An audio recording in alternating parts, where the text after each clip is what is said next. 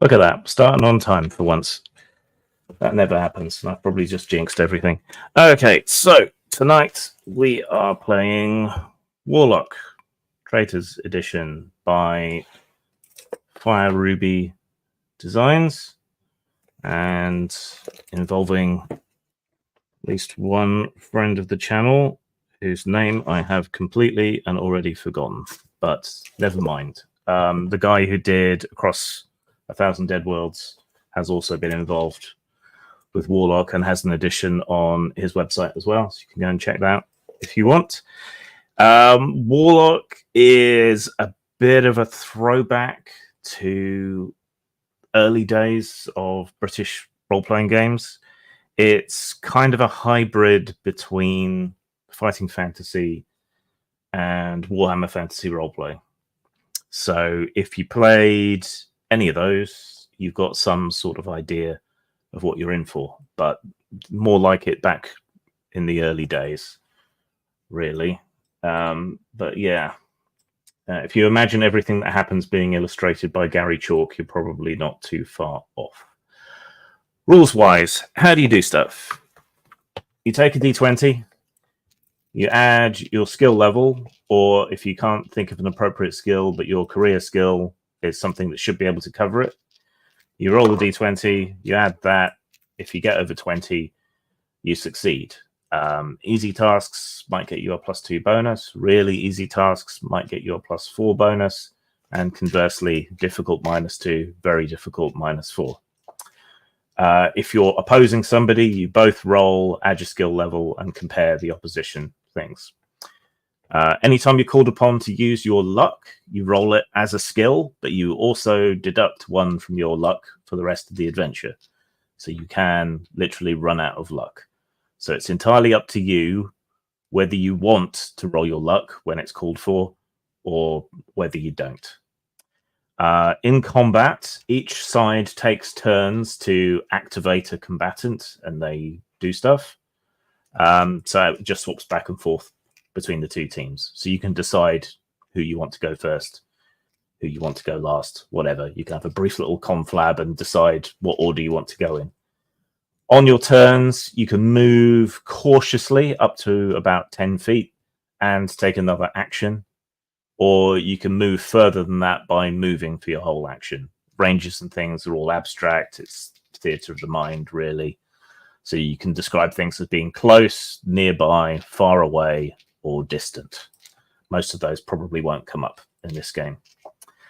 When you get into melee, so you roll an opposed roll, but whoever's attacking gets a bonus of +5. So, yeah, taking the initiative and attacking is advantageous. But you can lose that roll. And if you lose that roll when you attack someone, they get to hit you. So you get an advantage for attacking, but you could still get a knife in the ribs while you're trying to hit them. Ranged attacks are made using the range skill versus dodge. Shields can protect you from ranged attacks as well as helping in close combat. Damage, you roll the dice, then you roll the armor protection. You take the armor protection away from the damage, and whatever remains, yeah, that's what they take to their stamina. Let's see. If you roll a really good hit and your enemy rolls a really poor defense to the point where your to hit roll is 3 times their roll, you do a mighty blow which deals double damage. When you're reduced to 0 health, 0 stamina, you start taking critical hits. So you're not out at 0 health. You just start getting maimed horribly, which is fun. Every negative point of stamina adds 1 to the critical hit roll. And the higher the critical hit roll, the worse off you are, generally speaking. Stamina, it's not exactly health, really. You can get half of your lost stamina back by taking a short half-hour rest and some water, and you can recover the rest with a night's sleep and some medical attention. But that's pretty much it. Spells cost stamina to use, so you're going to have to make a real sort of cost-benefit analysis before resorting to magic. So let's bring everyone in. bonk, bonk, bonk, bonk.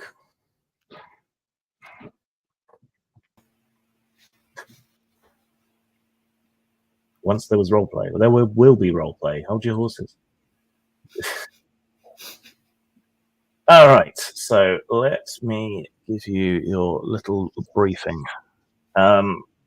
So you are travelers for various reasons, seeking out new mines and new people to steal from, or whatever the case may be. But generally speaking, you are travelers for the most part.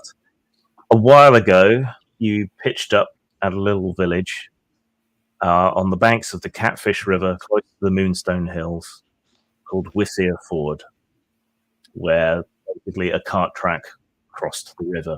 The river's not deep or big enough to be navigable, but at least it's a source of water, so that's something. In this area, the land is in a sort of uneasy peace between humans, goblinoids, and other humanoid species. So not every orc you run into is necessarily someone you can kill. So they are probably not particularly nice or particularly clean to be around should you run into them. While you were taking shelter in this village, things went south pretty quickly. A plague ripped through the village and killed off a huge chunk of the population. What was left of the local peasantry and artisans and so on packed up all their shit and left, along with many of the other travelers. You were kind of left behind for whatever reason, probably not having horses. But the supplies and so on that have kept you going, you mysteriously haven't gotten ill for some reason. They've all began to run out. You're going to need to find shelter somewhere else. Meeting up in the little hall of the hostelry that you've been staying in. The last of the proper firewood is in the grate, burning away. And it sucks up to the chimney into the chill night outside. The closest place, you reckon, is the walled village of Fretfolk up on Mokelith, one of the first of the Moonstone Hills to be worthy of the name. It's about 3 days hence, but you probably need to make some sort of travel plan or preparations as best you can. So as we join you, it is early morning, so early that the sun isn't yet fully up. Fire is crackling in the grate, and you are gathered around one of the larger wooden tables with the last of the ale and the moldy bread, trying to figure out your plan. So, do you want to quickly introduce your characters, and we'll take it from there? Okay, I'm playing Gerardo Gazunda, the halfling wizard's apprentice who has, well, you'll see in the game if we ever run into any women. And I'm the Witch King of Samra, of course, and yeah. So, on to the next one. I'm playing Angel Maloye, and she is an elf and enjoys hunting and uses her bow quite well. And I am playing a dwarf, who's capable and energetic. His name is Maldwin Bulch, and who has experience mining. He used to be a miner. Yeah, mostly tin.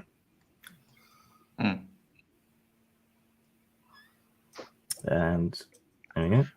Yeah, Winton, a human, true-blooded, who has a sort of strange double life. When this place was occupied, he would sit at the side of the road in a cloak that absolutely stank. the rest of the assembled company, being sundry sort of presumably low lives, travellers, and wastrels, probably noticed the fact that he assiduously went and found some sort of dunghill and scraped out the sludge from the very, very bottom, and very carefully treated his cloak to ensure that the stench remained ripe every single day.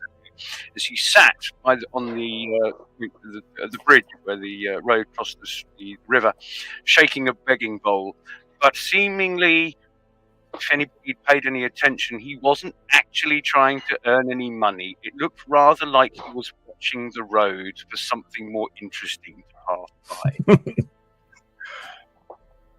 Thank you, sir. Don't mind me, just establishing an alibi.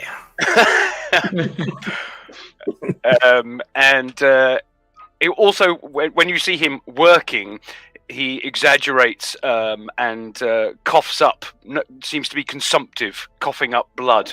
And again, you might notice him occasionally visiting a local blackberry bush to collect this blood, which he tucks in his cheeks and spits out at opportune moments. But when not working, he's actually like Michael Palin's cured leper. Spare talent for an old ex-leper. Came along, cured me without so much to buy your leave. He's much kind of bouncier and less taciturn when not working. Yeah, which coincides with everyone dying of the plague. So he seems oddly cheerful and clean now that everyone's dead. But yes, all right. So you are gathered around the table. You know, the last of the candles, the last of the wood in the fire, the last of the ale in your cups. A crude map of the local area you took from the headman's cottage, sort of laid out on the table, weighed down with pewter plates. And yeah, the closest place is Fretfolk up on Moplith. And we're the last people in town, in the village. Everyone else has either died of the plague or left and then died of the plague. Wonderful. Well, boys and girls, it appears we have but only one parent choice for now. I would say we would gather our strength, whatever of it that remains, and try to make way for this place called, on the map, Fretfolk. Yeah, Fretfolk. Sounds good to me. So it's a 3-day walk? Yeah, 3-day trudge. Okay. Up a slight incline, which is obviously further if you're a halfling, but 3 days? Come on. Can we search and find like some basic supplies that were left behind, like camping supplies, tents, that kind of thing? Yeah. No tents, but you can probably find some tarp and some wooden stakes, no problem. In some of the outbuildings and so on. Is the black cloak I have like waterproof or something as well, or is it just a cloak? It's spangly. Like it has little moons and stars and things. Okay, because I was hoping that I could like sleep in it and not get wet or something. It's warm, but it's for show. Okay. Partly. We definitely need those tarps then. Yes. Yes, you can get those. A few blankets, things like that.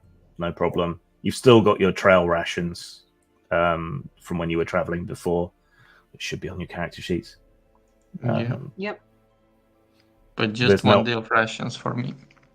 We have to share with somebody else or do some hunting. Yep. What's the environment in the area like? Is it like a swamp? Is it like a... Okay, so this... moors? Yeah, it's moors around the village. The village has the hostelry for travelers, the headman's house, a couple of other older, grander buildings, and then it's little croft farms kind of radiating around it in a circle, and then you're out onto the blasted heath and moors. Okay. So there's a lot of stone tors out there, little copses of short, twisted trees, but not a great deal of cover. It's very hummocky, though. Yeah, this is going to be tough. Yeah, there is a cart trail that heads northeast up towards Fretfolk and Moplith. There might be a couple of farms dotted out there as well, close to the trail, so you might be able to find some shelter out there. But the tarp and so on is a good idea anyway.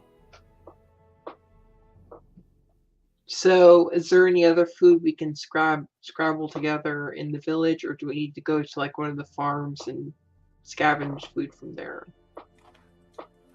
You can go and look if you want, but the people fleeing will have taken a lot of stuff with them probably.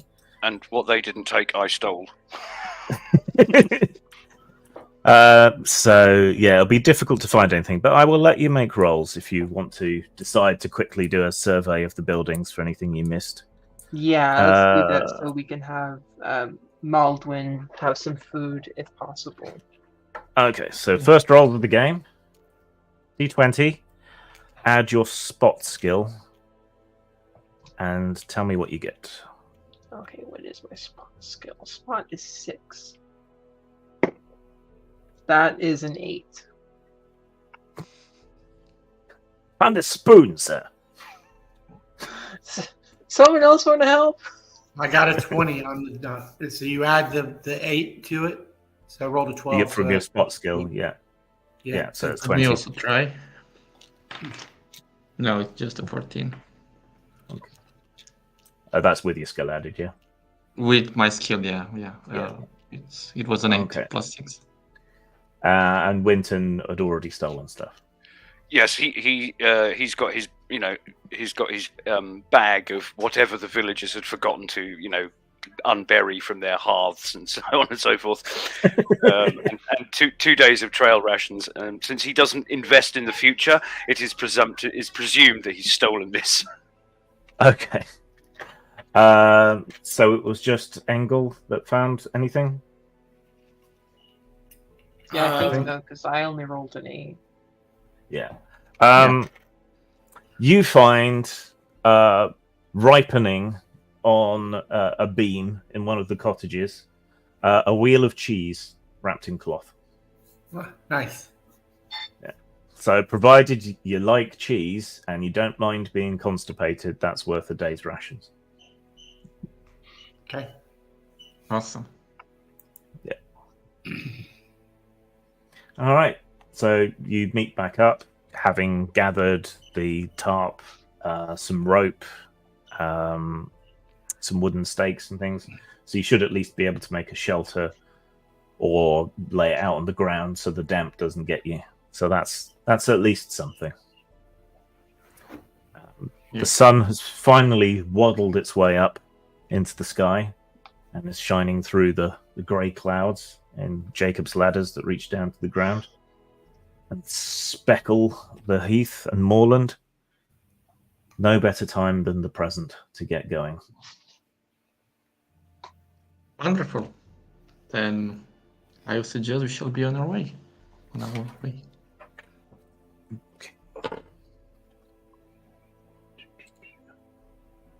All right.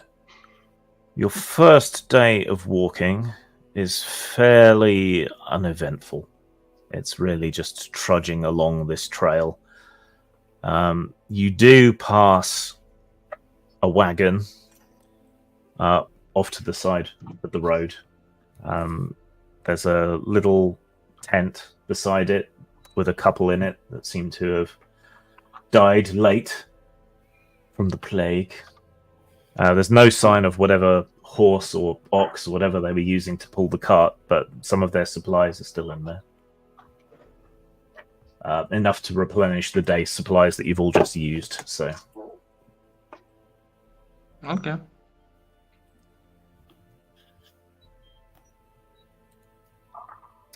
I do sometimes play elf games. I would assume we just take the supplies. Yeah, I mean, as we're traveling, Can I actively hunt while we travel, or Yeah. Let's see. What would be probably hunt? Hunter would be the thing to roll for that, or survival. Yeah, hunter or survival, whichever's highest. You can roll. That's weird. I'm a hunter and I don't have a hunter skill. It should be under career skills, under the main skills heading. Oh, okay.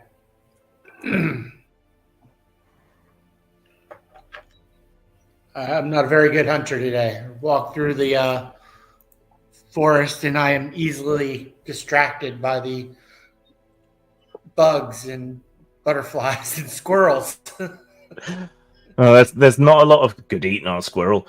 There's not a lot of cover, so the animals see you coming, despite your elven stealthiness. So it doesn't go too well for you there, really.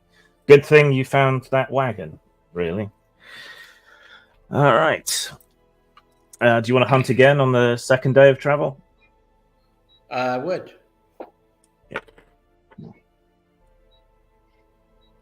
It went a little worse today. You receive a ransom note from some rabbits saying they have your elf.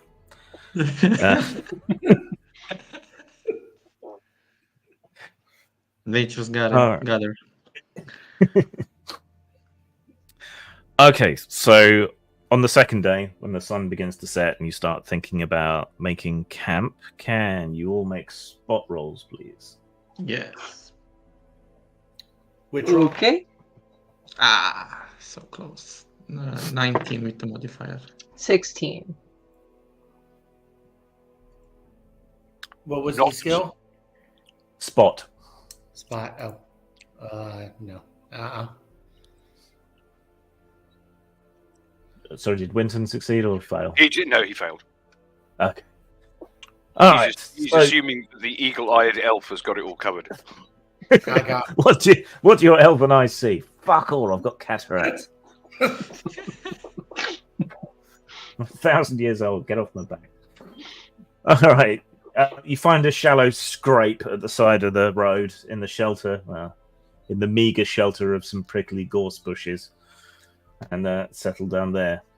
Your second night in the elements, and there's not really much in the way of firewood around here. It's cold and damp. You're going to lose a point of stamina unless you can do something to keep yourselves warm and dry.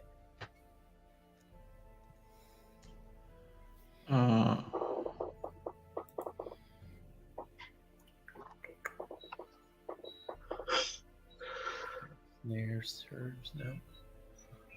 Trying to look to my possessions.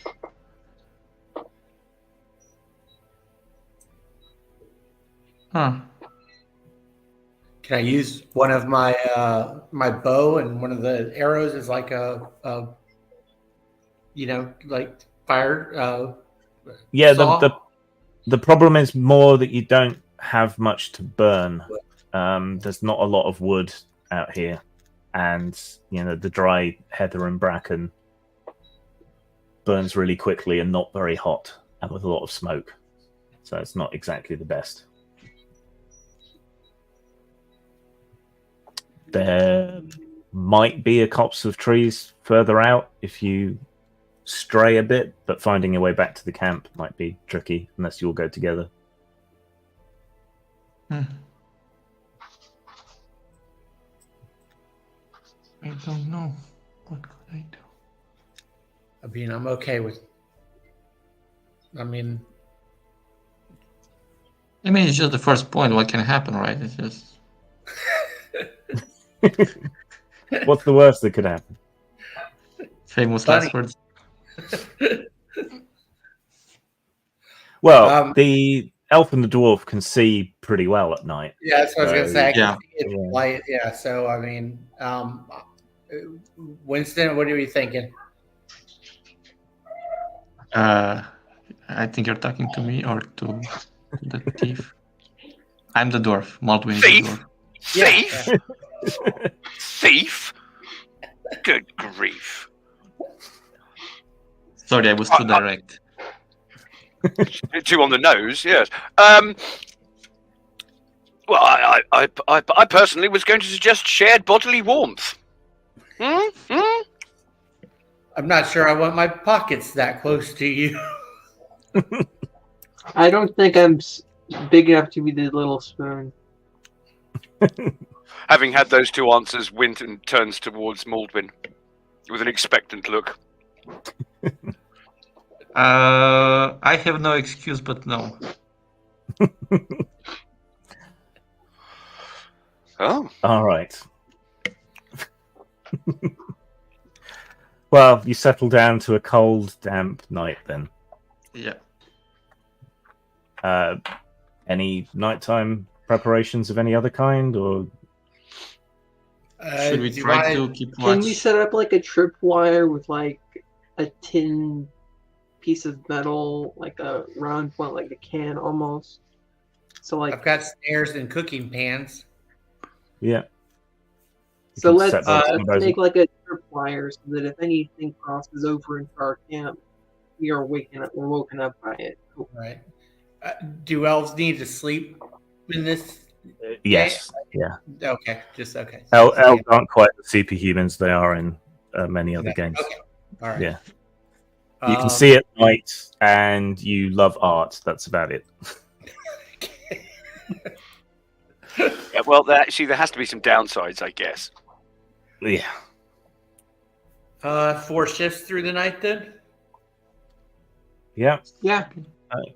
Okay. Can everyone make spot rolls? The Okay. elf and the dwarf can make their spot rolls at +2. Oh, +10. yes. 23. That is the 16 again. I fail again. No successes this 18. early in session. Failed by marginally less than last time, but failed. Okay. So Maldwin on watch, sat on a lichen-flecked rock in the moonlight. When your dwarven eyes, tuned as they are to seeing things in the dark, due to dwarves' propensity for mining and probably being peeping toms as well. But you spot a couple of shadows slinking down the road. Low, dark. Humanoid shaped, or You squint a bit and try to focus, and they're not wolves, you think, but dogs. Big wolf dogs, which are popular around here for guarding farms and so on.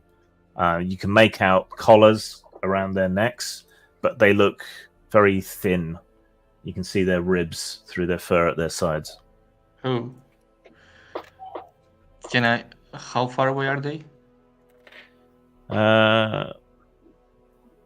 Well, you'll have enough time to wake everyone up, and you'll still have a little bit of time That's what before I they get was to you. about to say. Yeah. So I you take just one kind last- of go ahead and try to shake everybody, like there's something coming. Something's coming. Okay. You're all startled out of your sleep. What? Changed your mind? What's going on? What's happening? What's happening? No. It's just something's on the road, coming down towards us. Did you see what they are? They look like dogs, but they seem very sickly, and I don't know if they are infested or not. Well, do we know if animals are vectors of the plague at all? Yes, a lot of the animals were amongst the first creatures to die in the village. Okay. The cattle and the horses. We never saw the dog sick, though, did we? They succumbed a little bit later, Okay. so they can get sick. Then I suspect we should get ready to fight. Or if we can make a fire, that might scare them off. Yeah. Could I give up one of my rations and try to see if I can't tame them. I mean, as a hunter, I mean, I would assume I know that dogs are good hunting companions. You can fleshing try. things out. Okay. So the rest of you sort of blink yourselves awake, try and get your eyes to adjust to the dim moonlight, and Angel moves out, holding out some dried sausage or something towards the dogs. Yeah, it's made up. Not the cheese. Yeah. Don't eat constipated. Not the cheese. Winton I know looks- dogs like cheese. Winton looks mournfully on, regretting the loss of a perfectly good dried sausage. Right. They crouch low, growling, and then the braver one of the two creeps towards you, sniffing constantly. Can you make a hunting roll, please? Oh, finally, a natural 20. Ooh. Okay. And it rolled really low. So yeah, it wolfs down the entire sausage, leaving the other dog looking a bit upset, and then rolls over on its back on the dirt in front of you, showing its belly. I pet it. And It continues to roll back and forth. Its back leg twitches. The other wolf dog creeps forward, sniffing the air, hoping for some more rations. Now, Winton's sole experience with canines is trying to avoid them when they're being used as guard dogs. So when he sees this thing, keeling over and seemingly sort of, surrendering, if he can see this, he's sort of urgent hiss, kill it, look down, go, kill it. not killing the dogs. As a matter of fact, I'll go ahead and I'm going to pray that I hunt better tomorrow. I'll give the other dog one of my rations too. Okay, yeah, you give the other one something preserved in fat, probably. It chomps down on that. The two seem fairly happy that you've fed them, but when it becomes obvious that no further food is forthcoming, they carry on down the road and disappear into the night. Okay. They never got any of my food. Okay, but everyone lose 1 stamina, and you can't heal that back until you can get a proper night's rest somewhere with a roof and fire. Proper victuals. You're also going to need to cross off 1 rations each if you haven't fed them to dogs. I didn't. Yeah, but we had 1 ration. No, You had one had one ration but from you the also cart. used it, and then you got it back from the cart. Yeah. Okay. All right. So, the third day of travel is perhaps the most challenging that you've faced. A slow drizzle of that kind of fine, misty rain that cuts straight through your clothing comes down practically all day long and blots out most of the sun. So everything's kind of grey and pallid and desaturated. It's just not very pleasant at all. But then the Moonstone Hills, which have seemed equally distant for the last 2 days of travel, finally swim into view and seem to finally get closer, even through the mist. And the road starts to get better maintained. The gorse bushes have been cut back. Someone's, shifted a few stones into the ruts to make it a little bit more like a road. And there is Moplith, one of the first proper hills of the Moonstone Hills, compared to the other softly rolling hills, which are steep on one side and less inclined down the other. Moplith is much more of a rounded heap and almost seems like an addendum, a full stop at the end of the sentence that is the Moonstone Hills. And Moplith itself has an even smaller hill next to it, And rising up from that, seeming bright compared to everything else, on this misty evening, as it is when you arrive, is a church made of pale stone with its steeple sticking up high. But finally, civilization, and from the look of it, and the smoke from its chimneys, Fretfolk still seems to be occupied and relatively untroubled. That's a sight for sore eyes. Well, I would assume we would approach the gates, or Outside the city, is there any like have they let like is there any kind of like refugee area or like Yeah, so as you get closer, closer to the hill, you see at the foot of the hill there are a few refugees bundled up. There's a few carts and wagons with tarps stretched over them, a loose collection of tents, some very sickly-looking people from a lot of surrounding. Those dogs are back.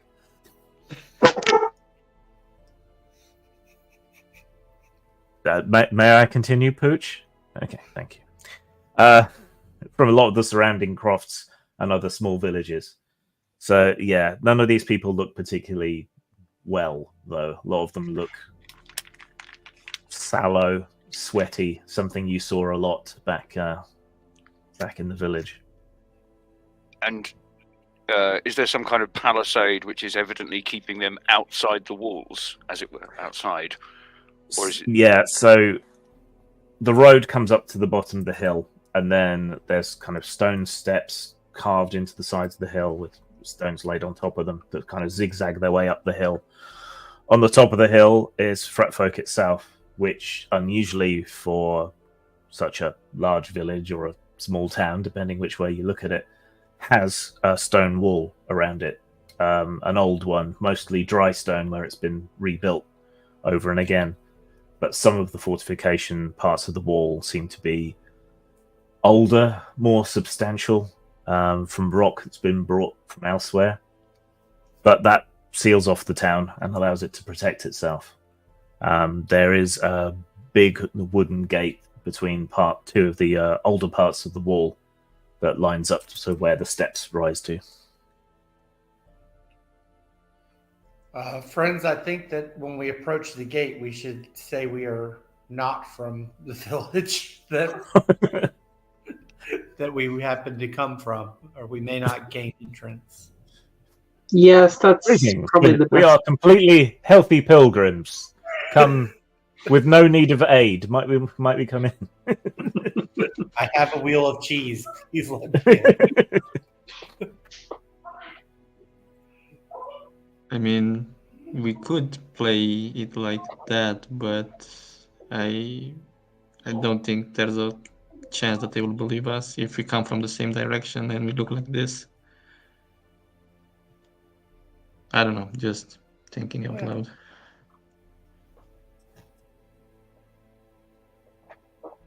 And is it clear from our vantage point that the gate and other walls and the gate manned?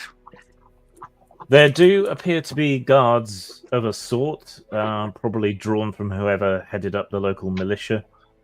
So they've got ill-fitting sort of armory hauberks, a motley collection of spears and other pole arms, and there seem to be a couple of hunters amongst them as well with bows.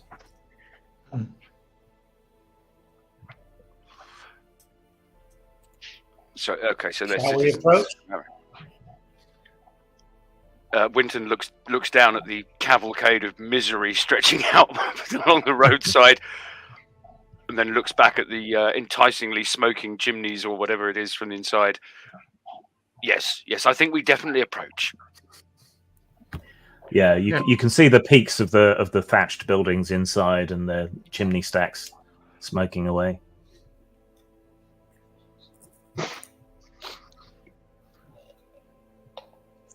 We could try though the way Engel said that maybe they will believe us. I don't know. We could just give it a shot, but I don't know. We'll have to see. I just wanted to make sure we're all on the same story when we get. Yeah, to, no, I get it. I get it. the,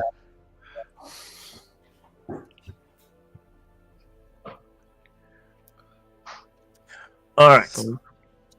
Well, you trudge your way through the refugee camp, which is a churned pool of mud at this point. You reckon there's maybe 100 people camped out here? That's a bit hard to be sure, but quite a lot. The steps up are also caked in mud, where many people have apparently tramped all the way up and then all the way back down again. But eventually, you reach the top. One of the guards calls out, "Hold up, no one's given access." No one? No one? No one. There's a plague abroad. Haven't you noticed? No, no. we've come from far away. We've been Then you hunting must- in the wilderness for weeks. Still, you might be sick. You might pass it to others. Sick? Surely you would just betray your god or goddess or spirits if you just don't let us have hospitality, wouldn't you? Winton rolls his eyes at this appeal, which in his cynical mind is not going to go anywhere.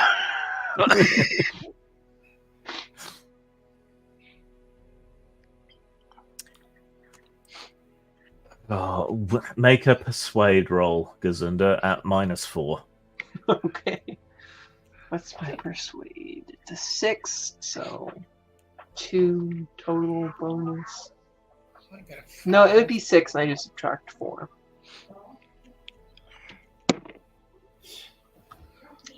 That's a 4.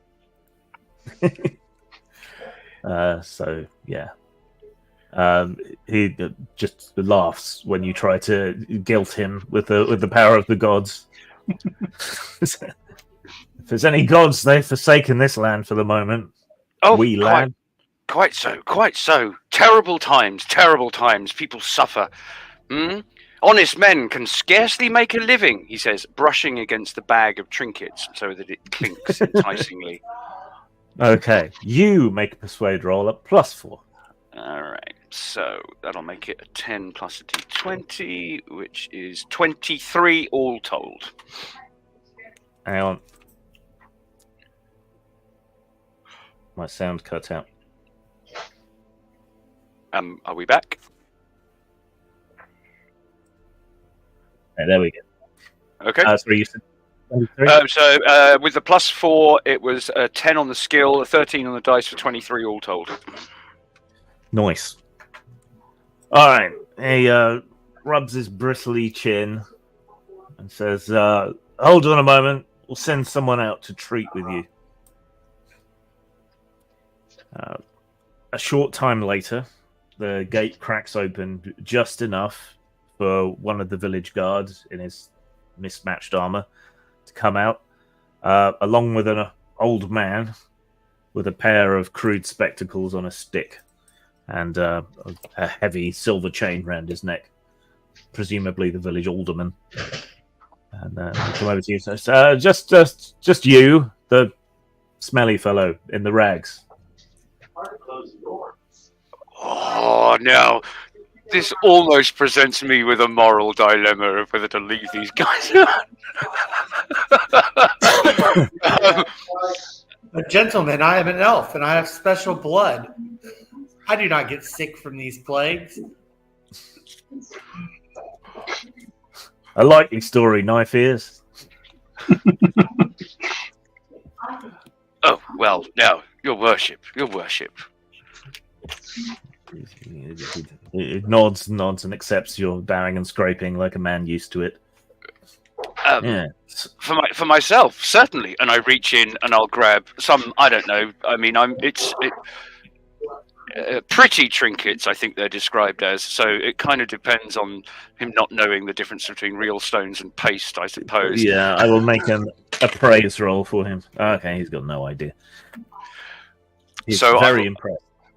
Yeah, so the first thing is just some kind of, silver twisted bangle or something, worth a few coins. And this for myself. And if he doesn't hold out his hand, I gently reach forward and uncup his palm for him and put it in his hand. So he's kind of stuck with accepting it. Yeah. Very, very nice. Very, very pleasant. Yes. Yes.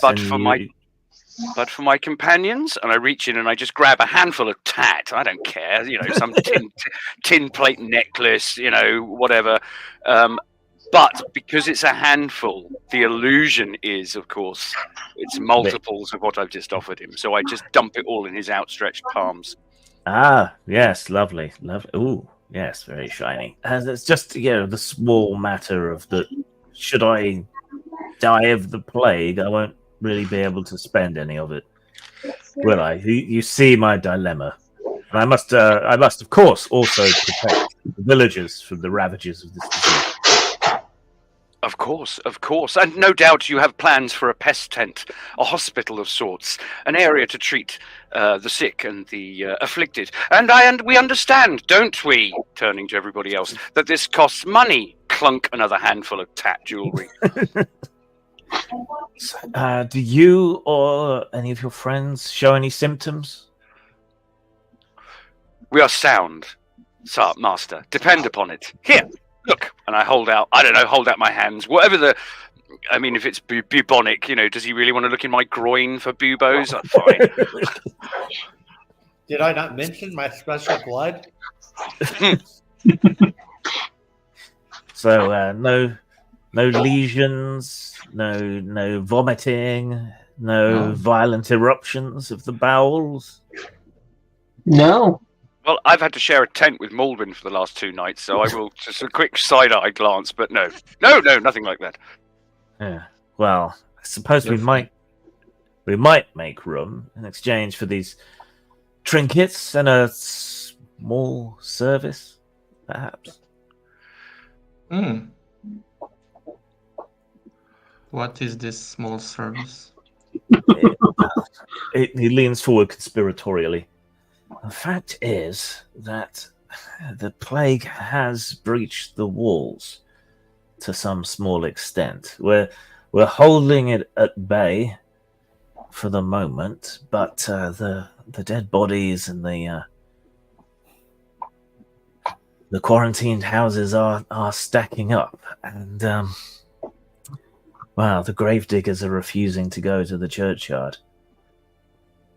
They said there's something creeping around out there, disturbing the fresh graves. So, if you could just go and check it out, put their minds at ease, so we can dispose of our dead properly, then I'm sure I could see fit to letting you all in to occupy one of the recently vacated houses. Does that seem like something you might do? You seem like the type. This sounds like a hunt to me. I for sure win, man.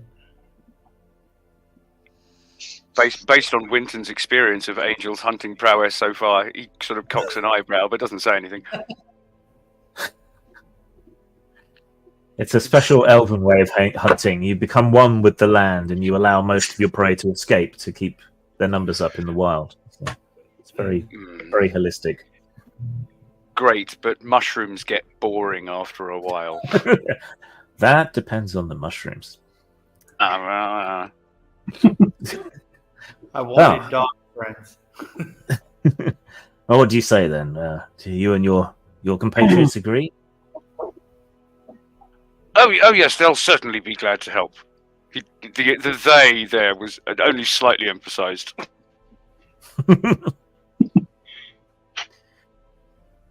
Very well. I'll hold on to these. You find out what's going on over at the temple and deal with it, set people's minds at rest, and then we'll grant you admittance and a house for the duration. Right, going back in, and he hobbles back off with his guard and disappears back into the village. I do hope it's an owlbear that we're hunting. Why have we got a shitload of crates? As long as it's not another bear owl. I was hoping you'd get the reference. All right.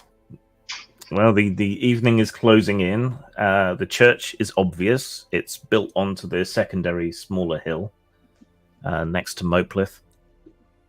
Judging from the stone, it's a temple to Lunara, the moon goddess. Mm-hmm. Is this yours? Y'all want to? Well, it's late in the day. Do we want to approach it tonight, or do we want to? What do y'all want to do? Well, I don't know. You don't have I mean, I don't have rations anymore, honestly. I have 2 days of rations. Actually, no, I don't have 0. Actually, no, I forgot. I'm a halfling. I've eaten them all. So I don't know. Maybe we can go now. Well, yeah. Me and you can see it at night, so we could set up. I guess is there somewhere where we can kind of get a good view of? Yeah. The whole, The hill that the village is on overlooks the hill that the church is on. So you can get a decent view of that just by walking around the hill, around the wall outside the village. So yeah, you tromp off there as the sun begins to set and look down to the temple.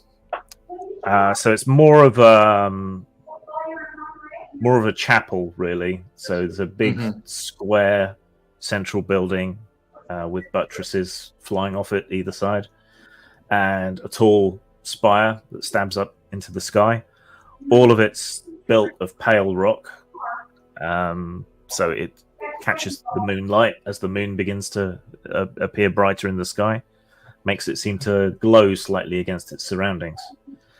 And there's a bunch of old gravestones and markers around it, little monoliths and markers of various kinds. Most of those, at least the older ones, seem to be made of the same pale rock that catches the light. But there is a lot of disturbed earth that you can see from here, presumably where the new burials have taken place. What? But with your special vision, you two are able to pick out that a lot of graves, both old and new, seem to have been dug up somehow. Uh-huh. Okay. Well, Witch King, can obviously you let the other two know. mute when you're not talking because we're getting a lot of background noise? Thanks. Sorry, go on. Yeah, I was just gonna say that we let the others know as well. And I was gonna ask, what? So you said it was the moon goddess Lumara, Yeah. or something of the sort. What do we know about, like, the worshippers of Lumara, or the cult? Good thing is, I can actually look that up because I ripped a bunch of stuff off from Titan, which is the fighting fantasy setting. And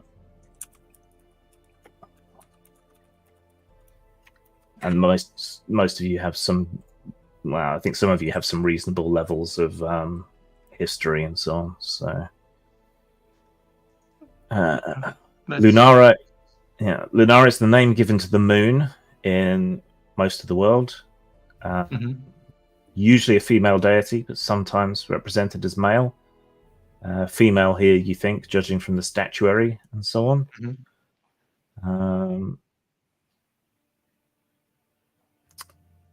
Not that much, but she's a light in the night. She's a candle in the darkness. Okay. So she's a goddess of sanctuary and healing and safety. Is Maldwin? Maldwin, are you asking this aloud? Musing about this aloud, or is this just for your information? Well, at first it would be just in my head, but then I would share it with you, just so you would know as well. The more, the better. Yes, he dwarf-splains Lunara to the rest of you. Winton sort of glances down at the chapel, and it's like he's looking at it with X-ray vision. Lunara. They like their silver, priests of Lunara. They do at that. Good candlesticks as well. Also true. Well, maybe. And now he's looking at the church as if it's an enormous gatto. Damn. If the thing has disturbed the peace in here, the thing that the elder was saying, told us about, maybe it could be something foul, maybe something that's opposite of Lunara, or since there's a plague around, maybe obviously there should be something that's connected to it, or to some degree, I think. Maybe. I just, talking out loud. Have we seen many other townsfolk? They seem to be staying inside the village, and as the alderman said, people are refusing to go to the temple. But we've seen them wandering about, but even sort of at a distance. Through the crack in the gate, you saw a few townsfolk moving about. And I know they're kind of dishevelled and amateurish, but rural militia, yes, of course. But are they? And bearing in mind Winton's background, he's kind of used to looking for things like this. Are they starving? Not yet, but they did have a sort of pinched and hungry look about them.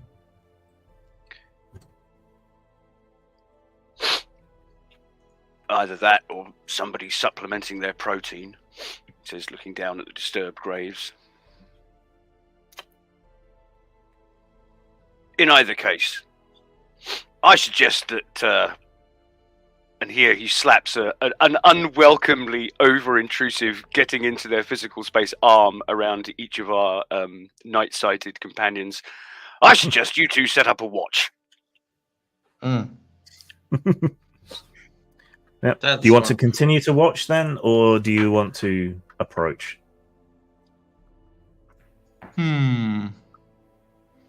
Well, how I would have suggested first to just look around, but then I would have suggested to go around and encircle the chapel or the temple once, just to make sure that's nothing outside.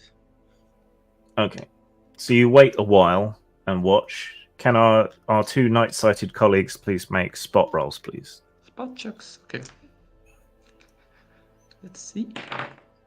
Natural one. It's a 7. 14. Okay. All right. So you watch for a while. Don't notice anything else in particular. Are you all going to head down to check it out, or just our night-sighted colleagues? Winton turns to Gerardo. I'm going.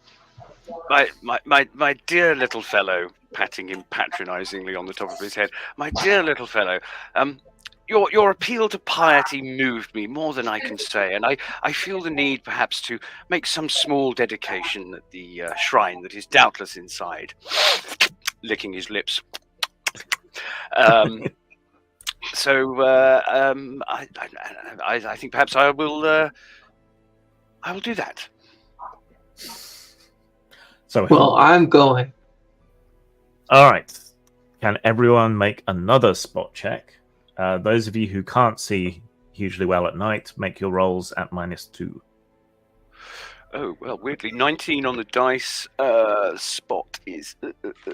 come on now, it's alphabetical. It shouldn't be that hard. 24, 22, all told. 11. I am distracted once again. 23. Oh, the sighted creature didn't see. Yeah, well, you two, being a dwarf who appreciates good masonry and an elf who appreciates art, you're both horribly distracted by the wonderful architecture of this chapel, which seems far too fancy for such a small podunk village like this. The statues in particular are very well crafted. However, our two more jaded scumbags are not so distracted and are much more attentive. So as you're creeping your way around the low dry stone wall that surrounds the graveyard, you two suddenly spot movement. Okay. Guys, there's something out there. Yes, a Okay. marvelous architectural landmark. Beautiful No. fluting on them buttresses. No, I'm talking about those over there. I point to the things. And I'll also look for a second, Okay. just With your attention drawn and taking cover behind the rocks, there's a pair of people. A bit hard to tell in the dark and with all the gravestones in the way. Sort of jankily walking towards the fresher graves. One of them's dragging a pick, and the other one is dragging a shovel behind him. They scrape along the little gravel pathway that cuts through the graveyard.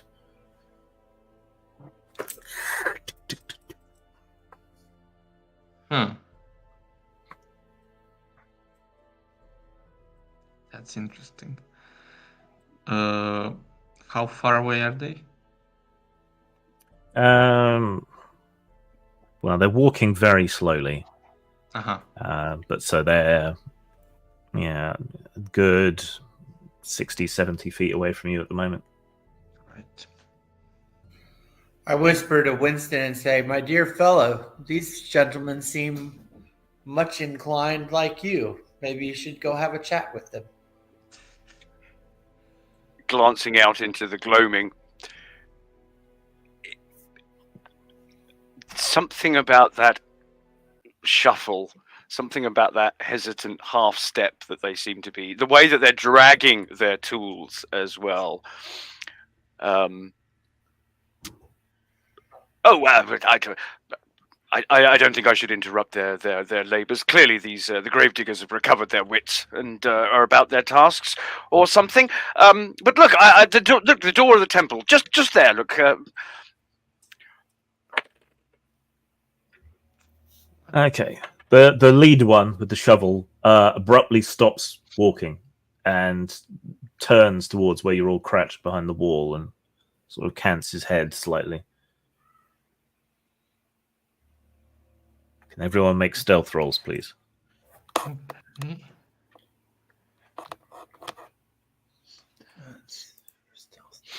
You can have a bonus of +2 for hiding behind the wall. Oh, I have sneaky as a trait. What is that? That's already added onto your stealth. Okay. 24. Okay. I failed by 2 at 18. I failed as well. I got a 5 + 7. I failed. Too wide. I failed so badly that actually, given my previous statement, what actually I probably do is I stand up and go, "I thought you were on strike." All right. When you stand up to remonstrate with the two gravediggers, they liven up much, much more and picks up the shovel and holds it in his swinging arms and starts moving towards you, still stumbling, but faster. As he steps closer, reflected moonlight from one of the gravestones strikes him, and you see he is a half-rotted corpse with the disintegrating and rotting fat of his flesh dripping through his raggedy clothing. His mouth opens unnaturally wide, and from behind rotted teeth, a mouse makes its bid for freedom, leaps onto the tufty grass, and runs for cover.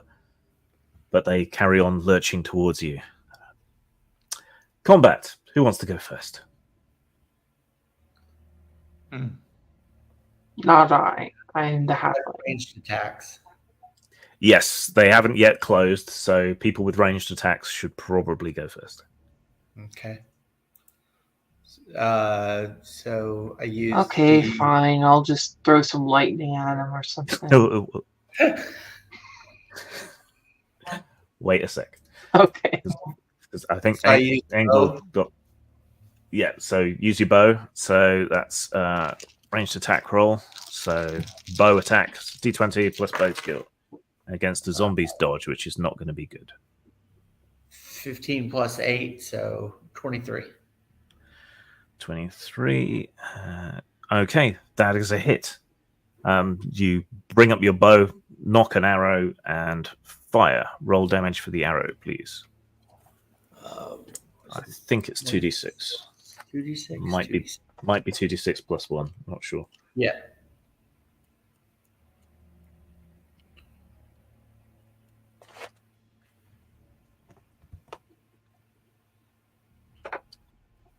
So what do we got? 9. 9. Okay.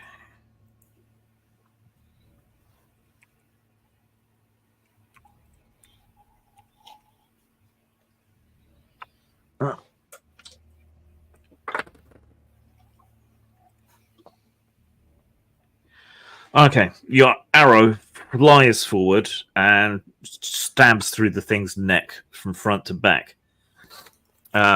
It staggers onwards, but its groan, which was rising to a roar, is now cut off and turned into a husky sort of.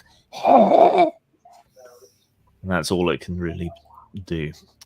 Right. Then one of them goes. Okay, so the zombie with the arrow through its throat closes the distance and arrives at the opposite side of the wall, trying to swing across with its spade, but it can't attack yet. Right, who wants to go next? I was able to use movement as well, right?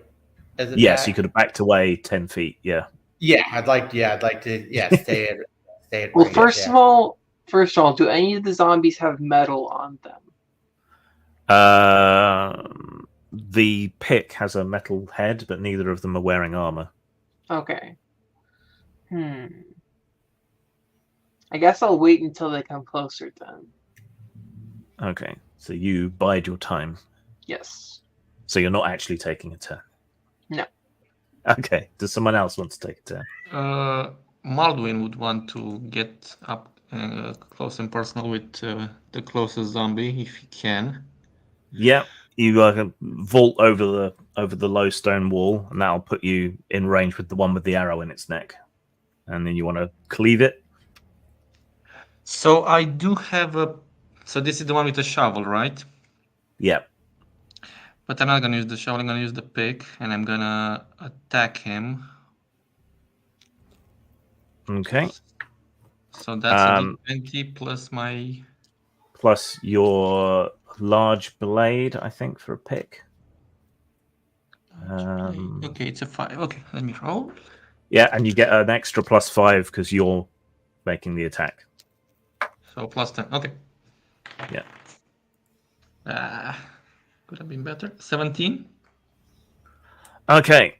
So you leap across and you swing for the creature, but it twists around rapidly and cranks you on the side of the head with its shovel. You take... Well, what's your armor? My armor is 1d3. Okay, roll a d3, so d6, 1 to 2 is 1, 2 to 3 is 2. So I rolled the 1. Okay, so you take 1 stamina point of damage as it clonks you in the side of the head. You manage to bring up your arm to deflect most of it. Damn you bastard. Yeah. I'll get you next time. But you're mildly stunned for a moment by the blow. The other zombie raises its pick, stumbles forward, and swings for Maldwin as well. Can you make a roll using your weapon, but you don't get the +5 this time? Okay, so just... Okay. 17 plus 5 from the large blade is a 22. Okay. you manage to counter its blow with its own pick, twist your pick around, and smash it with it.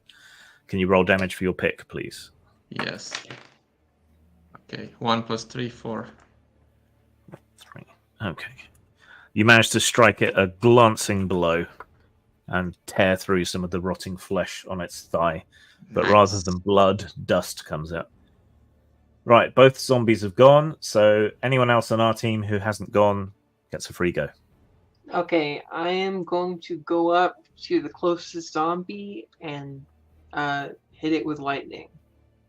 Okay, so you close to point blank range and make an incantation roll. Okay.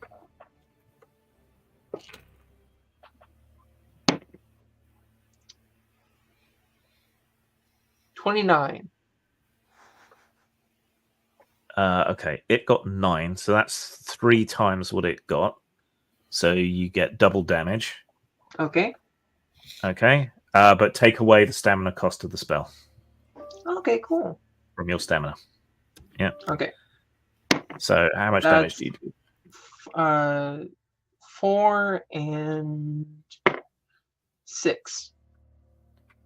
So 10, Yes. doubled, 20. Okay. Well, no, because I rolled, so then it would just be 4 times 2, so 8 total. Okay, so 8 damage. Okay. How much damage does the lightning spell do? 1d6 plus 2. Okay, so yeah. All right, so 8 damage. That's -5.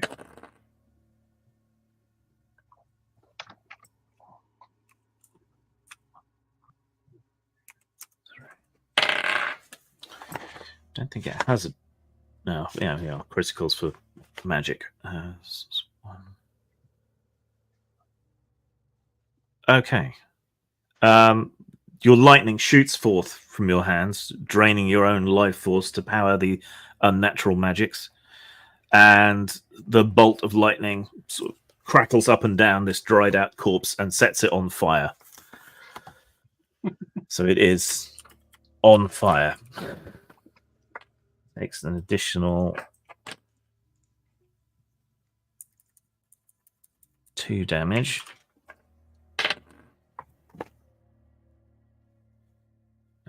What's left of its hair goes up with a sound like a small dog. Woof. But it's still shambling on, despite being on fire. At least you can all see better now. That's, something. At least.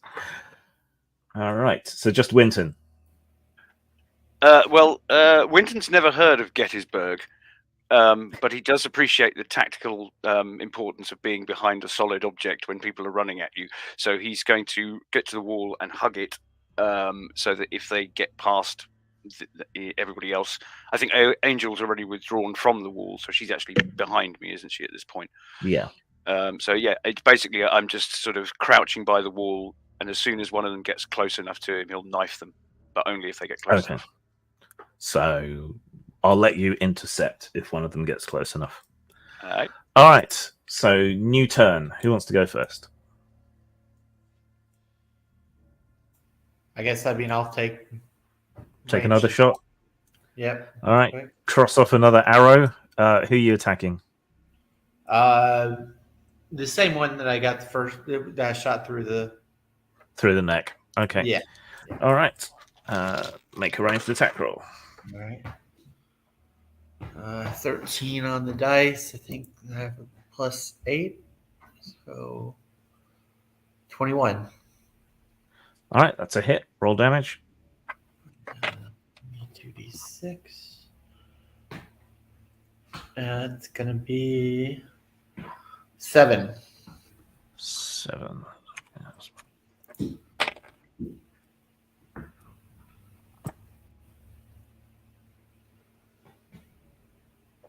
All right, your second arrow smashes into the front of its head, pierces the skull, scrambles the brain, and sticks out the other end. So it's got 2 arrows in parallel through its neck and its head, and it just collapses backwards, dead once more. Okay, the zombie that is on fire.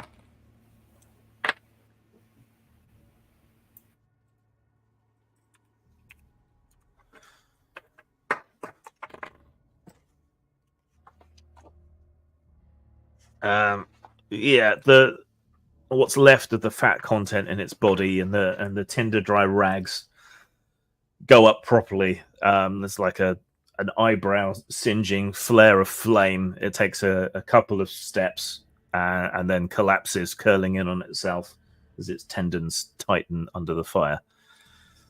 So both are disabled. Ooh. In the sudden silence, all there is the crackling of the burning body of the zombie. I Malvin look around would- for Winston. No, go ahead. Sorry. Sorry, one at a time. Sorry. That means one of you. Yeah, go ahead, Engel. I'm sorry? Go ahead. You were going to say something. Oh, no, I was just jokingly going to look around for Winston and see where he was and got off to. He's crouching behind the wall. I might point out he's crouching in front of the wall, closer to the scene of the fight than you are, madam. Can our night-sighted people make spot rolls again, please? Yes. 15, so fail.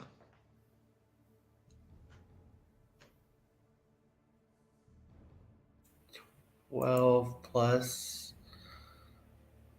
Finally, 20 exactly. Should have given you +2 for your eyesight anyway. So yeah. Right.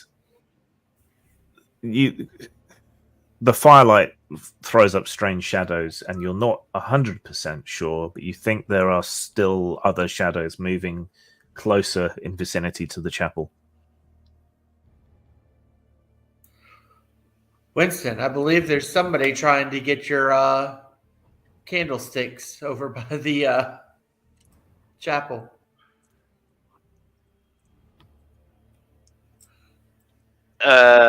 Now, worryingly, perhaps he does actually glance towards the chapel door anxiously, as if that's literally he's worried about losing out at this point. But at the same time, his brain is sort of working. As a point of world building, how do the undead arise? It depends on the kind of the undead. Zombies are generally animated by somebody. That was going to be my sort of next question. Okay, all right. So less Dawn of the Dead, more White Zombie.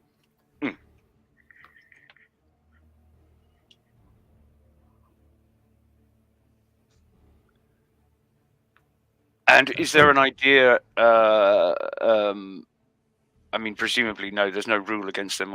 There's no rule against them entering consecrated ground, because otherwise they wouldn't be here. Yeah. Intelligent undead tend to be the ones that have special rules. But things like holy water and so on should be harmful to the risen dead. Yeah, we should have asked for some holy water from the elder man, but yeah. Too late now. How many can I count? Well, this burning zombie is starting to go out now. There's only so much to burn on it. It's rather horrible smelling smoke coming off it now.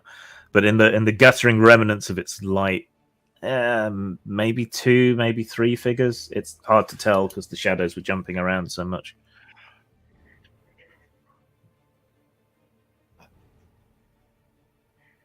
I mean, I'd like to try to move within bow distance then of them. Okay, so yeah, you move closer. The door to the chapel, the main sort of front gate, is open. It's got a great pair of knockers of silver plate in the shapes of two halves of a moon. The door is open. Inside, thanks to the pale stone and the smallest amount of light, makes the interior look brighter. But there are no candles or anything. But you do see another raggedy-looking back of something shuffling across your point of view, dragging a pry bar behind it.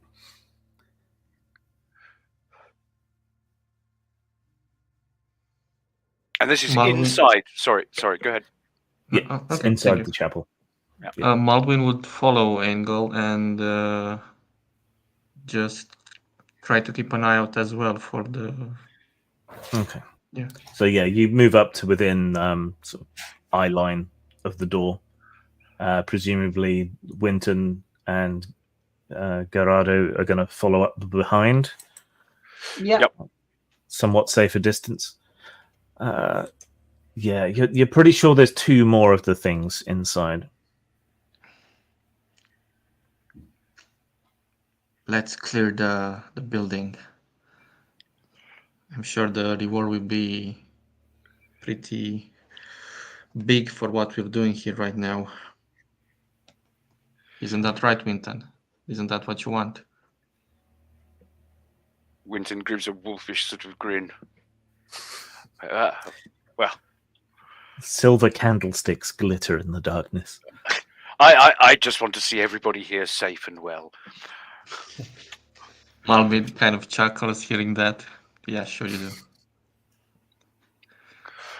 do. So from where we are, and you say the doors are open. They Yes. open inward or outward from our perspective? They open outward towards you. So we can see whether there's kind of like brackets on them to bar them shut from the inside if we had to? Yes. And there? There are. So presumably there's going to be a bar post sort of leaning against the wall inside the porch or whatever it is, right? Yeah. Okay. And that means there's going to be another way out, a smaller way out, presumably some little priest door somewhere. Yeah. Well, far be it from me to overstress my familiarity with the inside of empty temples, but I just point out that if we perhaps all go inside and seal the doors behind us, we've got less chance of being caught, discovered, interrupted.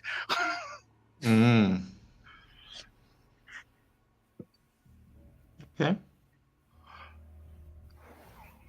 Yeah, we can make a run for it. Let's go. So you want to try and creep in through the side, yeah? Well, if we go in through the main door and then bar it behind us, so we're now in there with these two or three figures. It's at least a more controlled environment than the dark outside, where who knows how many of these fuckers are shuffling around out there. Okay. So in that case, you want to get in, and then you want to bar the door, preferably without these things noticing, and then get in. So they're distracted with their work. So can everyone make stealth rolls at +2, please? Okay. Yo, 10. Success. 25. Yep, 25. That is 20. a 14. 23. Okay. So 3 of you are incredibly stealthy. And you all manage to creep in, silent as the grave, appropriately enough. But when Gerardo follows up in the rear, you know, two nights on the road in the damp and the cold lead to an unfortunate, very loud, very wet sneeze. The zombies inside are in the middle of trying to pry open a couple of sarcophagi in here. When the loud sneeze goes off, Winston's just sort of lowering the bar into place when this happens, and they wheel with sudden aggression on you all. So, let's... The frail halfling constitution. Yes. So much for being fucking burglars, eh? I never said I was a burglar. I said I was a wizard's apprentice. I just play into racial stereotypes, you know. I know. Okay.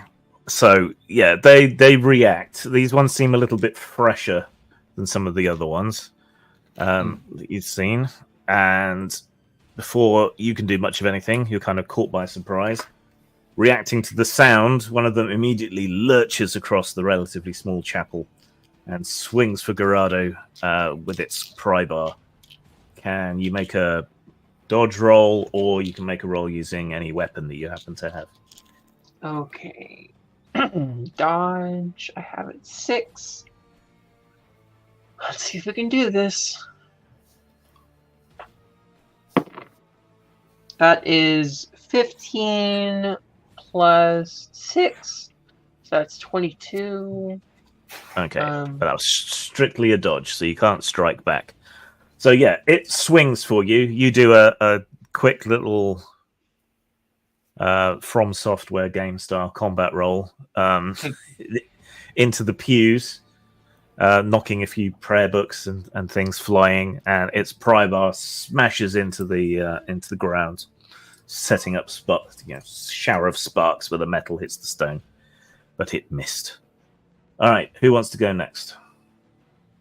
Any of you? I want to try to use my movement to create some distance, and so that I can get a good shot off.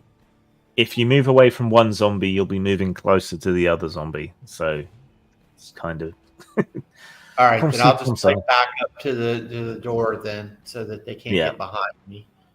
And loose another arrow? Yeah, I'll shoot at the one that attacked. Okay, go for it. All right. So D20 plus bow skill. Yeah. 10 total. Okay. Yeah, it twists to pursue Gerardo closer, and as it moves, your arrow misses it and pings off the walls a couple of times before clattering to the ground somewhere out of sight. Sorry, just a quick rules question. Not that it matters because I haven't got a missile weapon, but do you not get the +5 bonus for attacking with a bow? You don't get the +5 with the ranged weapon, as far as I can tell. I will double check just to be sure. But you can only dodge or protect yourself with a shield if you're aware of the attack. So they're good ambush weapons. I think that's right, anyway. Oh, and I guess they don't get to attack you back, do they? I suppose in the way that they would with this. Yeah.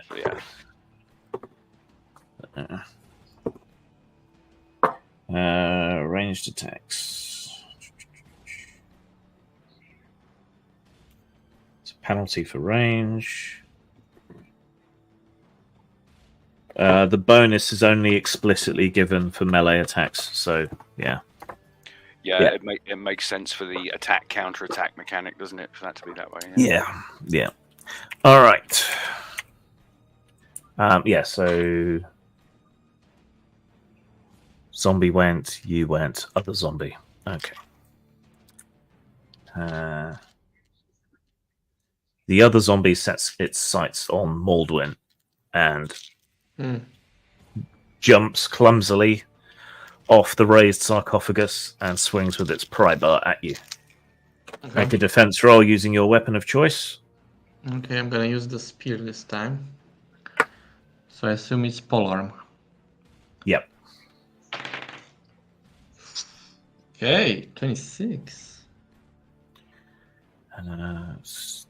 So you got 26. I get +5 because it was attacking.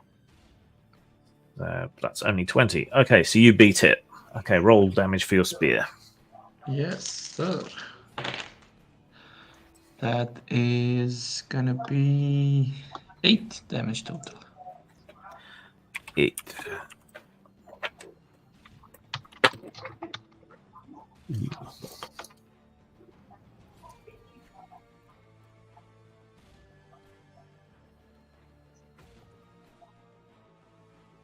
All right. You stab it through the mouth as it leaps down, smash your spear point through its teeth and out the back of its head. It goes limp, dragging the end of your spear down. Beautiful. Destroyed. All right. And that was your counterattack. Right. So it's one of you who hasn't had their own independent go yet. So that's everyone apart from Engel. Then I suppose I will head towards one of the zombies and The one that strike attacked at you is it. you. Yeah. Yep. The one with my knife. Okay. So make an attack roll at +5. Okay. And do I add my small blade to this as well? Yeah. Okay, so +10 total. That's a 12. Ooh. What? It's enough to hit, so roll 1d6 and add 1. Oh, cool. That is 5 total. Okay. All right. So yeah, it drags the pry bar back up off the ground with that horrible metal on stone scraping sound and swings at you as you emerge from the pews and stab it repeatedly in the guts, cutting off chunks of its flesh, which aren't holding on to there too well anyway. If it was a barbecue, you'd send it back, but it is falling off the bone with some effort. Right. You are all deafened by the sound of the small little priest door in the side being smashed asunder. A much larger, fatter zombie with its great rotund belly sort of hanging and swinging back and forth in front of it bursts out of that area, dressed in the tattered and rotting remnants of a merchant's garb. It's much bigger, much stronger looking. It roars at you, deafening in the small space, especially with the door closed. But that's all it can do for its turn. So Maldwin has his actual go, and Winton has his go. Winton, do you want to go and get the smaller zombie, and I can go and get the bigger one after you go? How does that sound? This appeals to Winton's tactical sense and his cowardice. So yes, if the one that's still on Gerardo is, I was going to say, not inert, so Yes. yes, that I will, and I will try and get round behind it and stab it. Yeah. Well, it has its back to you, so that's pretty easy. You can have a +2 bonus to your attack. Okay, so I'd already rolled a 20-sided, so it's 23 all in for the attacks. Okay.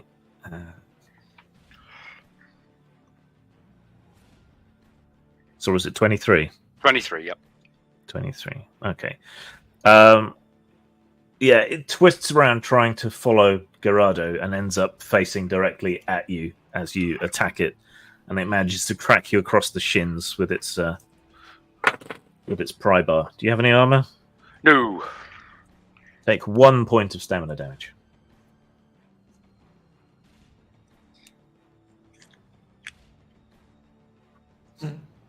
That'll teach me.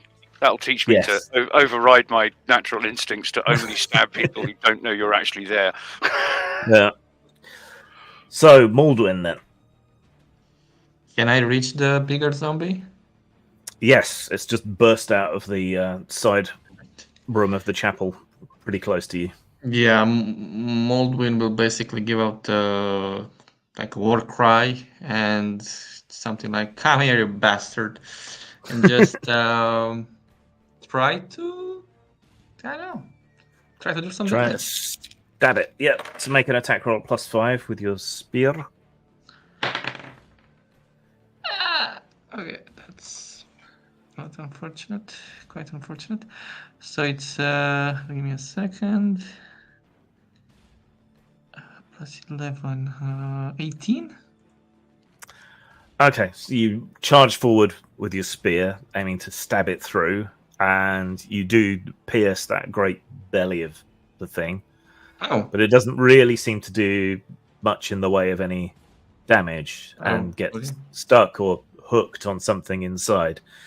And the thing brings down its great fists upon your back. Do you have any armor?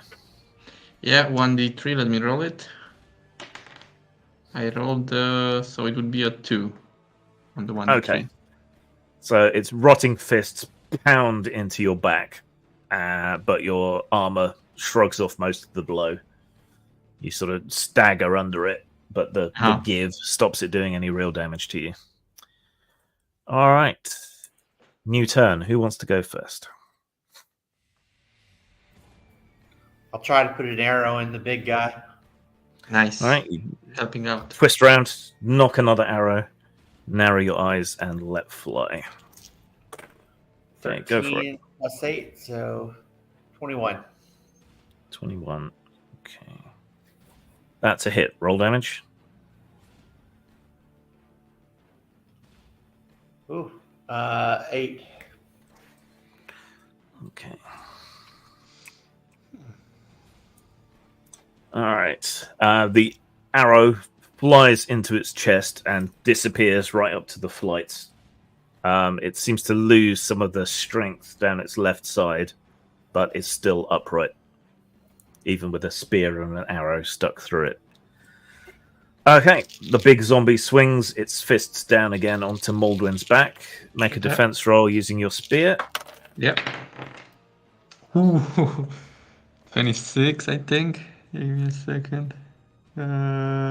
Polar. Yeah, 26. 26. Okay. Right, you're able to shift your grip on your spear and drive it deeper inside as it tries to strike you. Roll damage for the spear. That is 6 damage. 6 damage. I basically rolled 2 natural 20s on reactions or whatever they're called. All right. So the spear twists and turns, ripping flesh, and emerges from behind the beast through one of its buttocks. And you've got skewered through the belly and out through its backside. Yeah. It's definitely slowing down. Even though it doesn't seem that bothered by the wounds, they are weakening it. Mm-hmm. All right. Who wants to go? I will go next, and I will attempt to hit another zombie with my knife. Okay. Well, it's just the fat guy left, I think. Oh, well then I'll go up to him. Oh, no, the other one is still up. It's just not very well. So you can continue to stab and gut this smaller one if you want. Yeah, I'll do that. All right. Make an attack roll. Don't forget the +5. Okay. That is 13. That's enough to hit and do damage. Roll d6 +1 for damage. 7.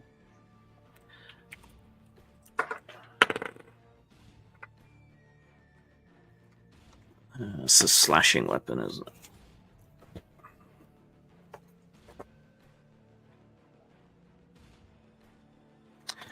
Okay, you leap onto the thing, stabbing and cutting, and manage to sever most of what's left of its tendons and musculature that are holding its left arm on.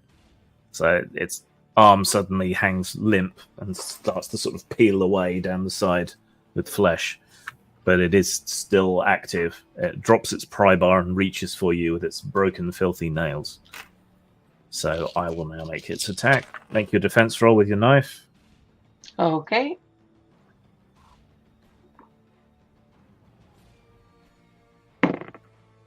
So I just add my small blade bonus? Yeah, no +5 this time. Okay, so it's just a regular +5, then a +10.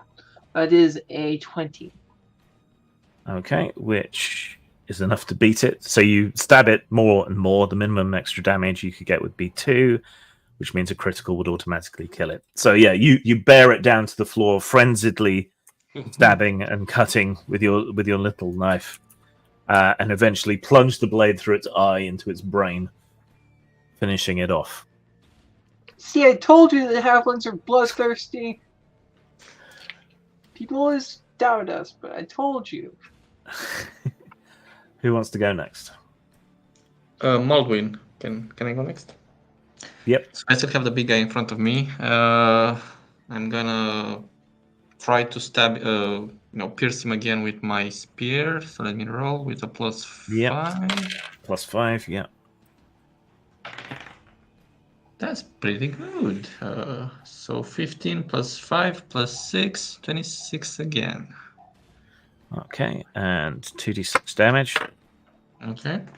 I think, +1. Right, Yeah, it's on your 26 sheet. +1. It's 9 damage. Okay.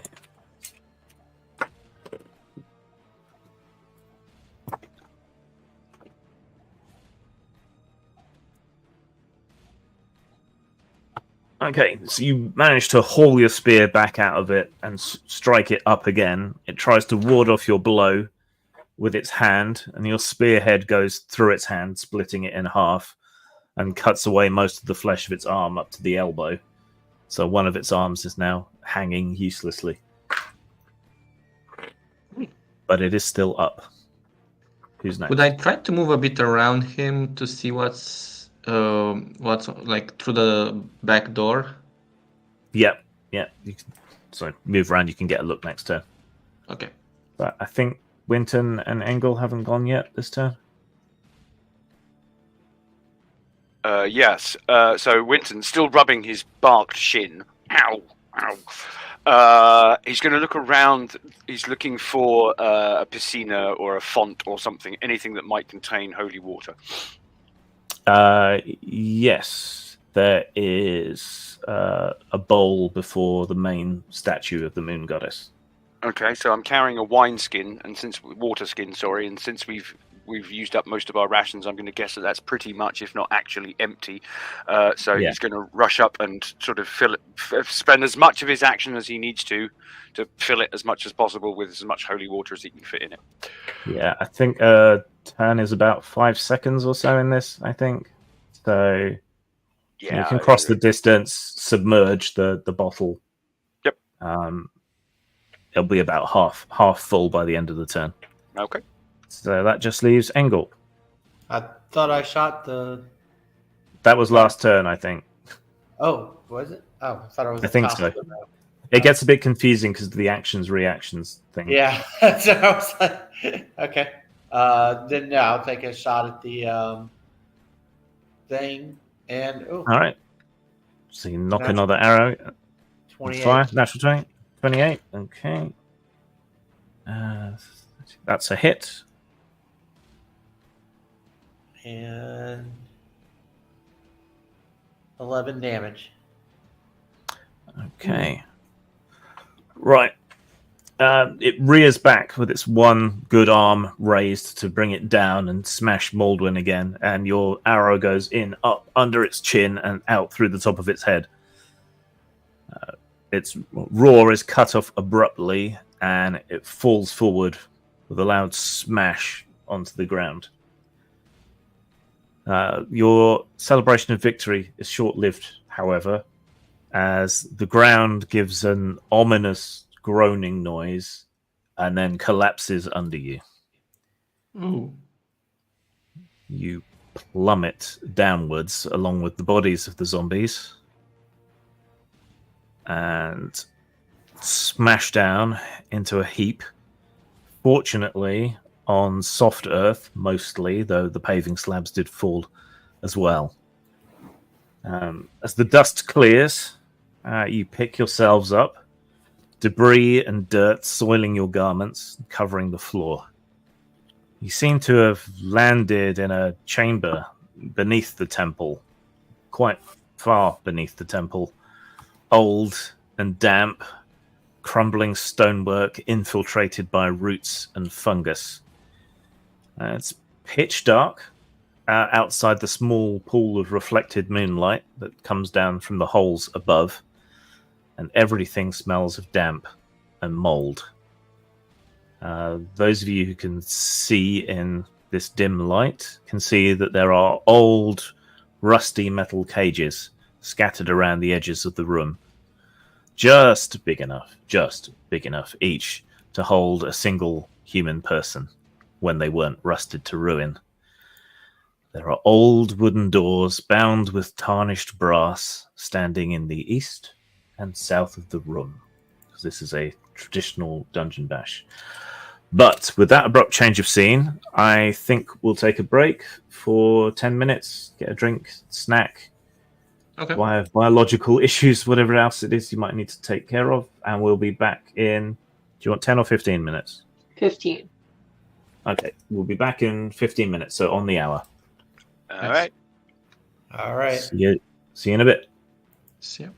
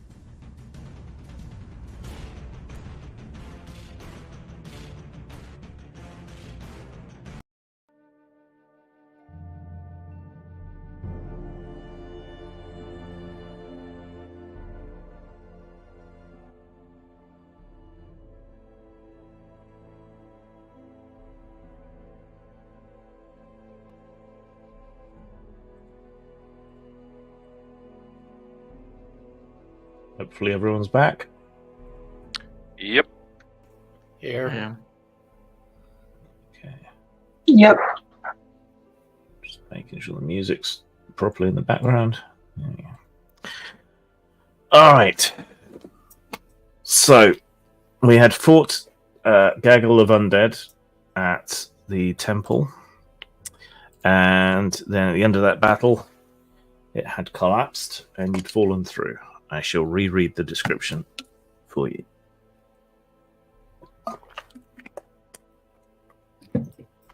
Okay. After the collapse and tumbling down, caught at by roots and bits of soil bouncing from clod to clod, you hit the ground below. You pick yourselves up, debris and dirt soiling your garments and covering the floor. You seem to have landed in a chamber beneath the church, old and damp, crumbling stonework infiltrated by roots and fungus. It's pitch dark, apart from the faint light filtering in through the hole above you, far above you, and everything smells of damp and mold. Those of you with night vision can see in here, just about. Those of you without can't. Scattered around the edges of the room are old rusty metal cages, each of them just about big enough to hold a single person when they were not rusted through to ruin. There are old wooden doors, swollen with damp, bound with tarnished brass, standing in the east and southern walls of the room.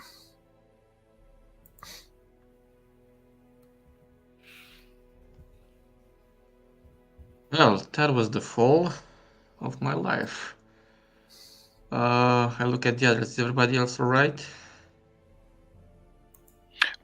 Well, Winton is certainly well enough to start trying to scrabble out, clambering up using the roots or whatever. I mean, I'm sure it is a completely hopeless task, but his first priority is to get the fuck out of this hole. And he probably can't see the doors, actually, anyway, since he doesn't have any kind of improved vision. Yeah. The scrambling at the walls doesn't seem to do much good. In fact, it's more like digging than climbing, unfortunately.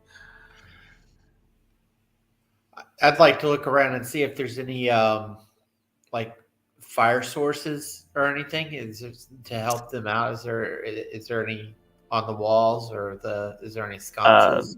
There are sconces, but there are no torches in them. Make a spot roll.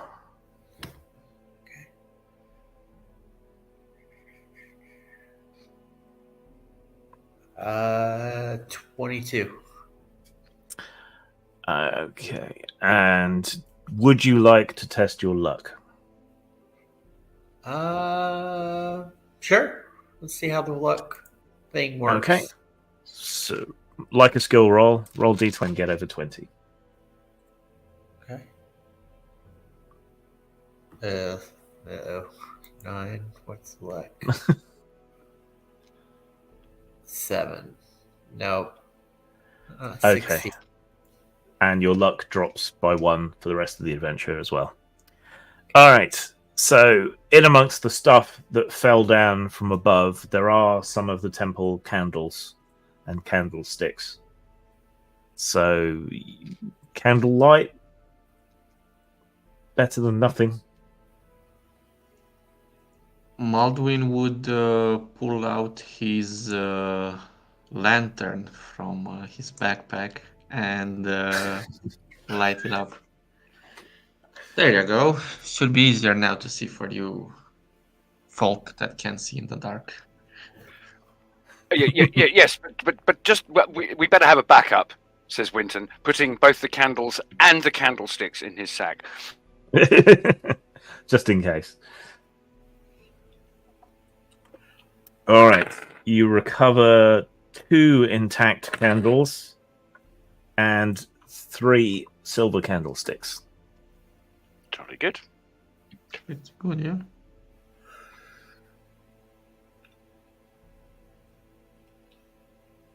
So we do have a source of light now from the lantern, right? Yeah, so the warm, pleasant light of the lantern fills the chamber.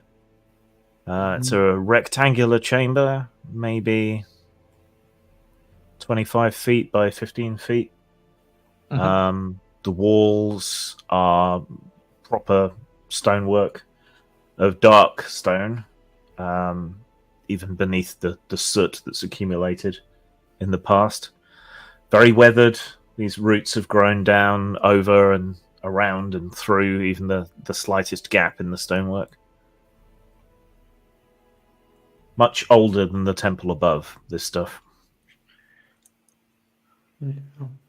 And is the main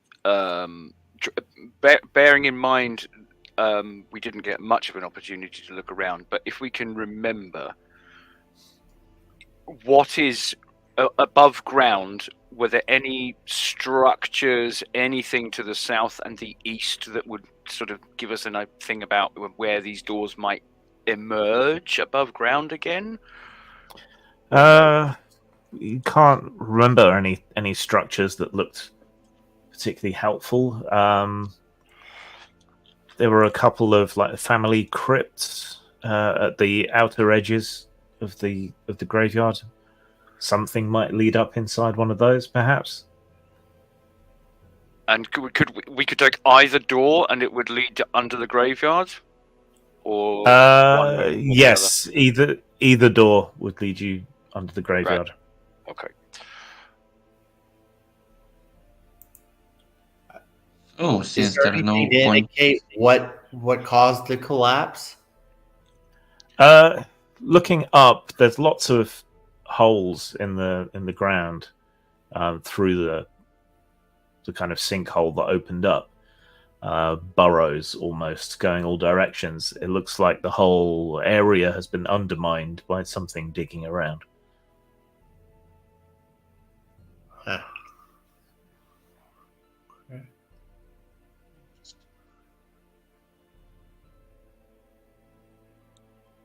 Now here, tactical necessity happens to chime neatly with Winton's cowardice. I say, Malden, wouldn't it perhaps be better if you and Angel went ahead? And I'll if you hand the lantern to Gerardo or myself, since we are inhibited in the vision department, and we can perhaps cover it with something, some bit of cloth or something like that, so it's kind of partially shaded, the lantern, and not sort of glaring out like a fucking lighthouse under here. But also affording the two with sort of low lighty vision.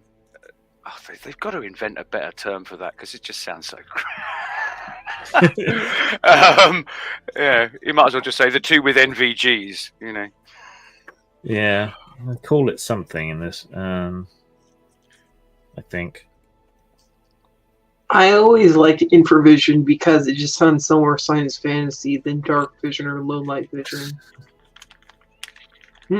Just sounds like something out of pulp literature. Let's make up something up. Moonsight.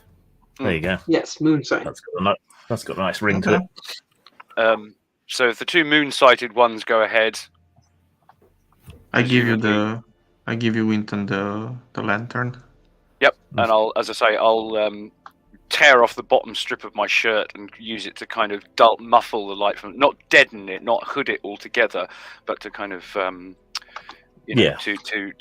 dim it slightly. You could rub some dirt on the faces of the lantern. That would do the same job.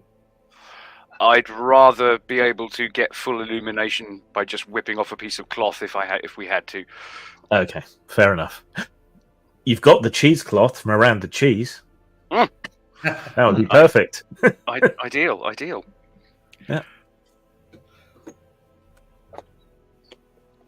Okay then. Right. So which path do you guys suggest we go to? Sorry, was that a dwarf asking us which way we should go underground? Right. What do my dwarf senses tell me about these tunnels? About these doors. Let's see. I have -7 for if it I don't know. Yeah. So the eastern door looks like it's kind of stuck in its frame a bit, and it looks like it's been forced open many times. Uh-huh. It's there's scrape marks on the floor, so that might take a bit of muscle to get open. The other door in the south looks pretty sound. I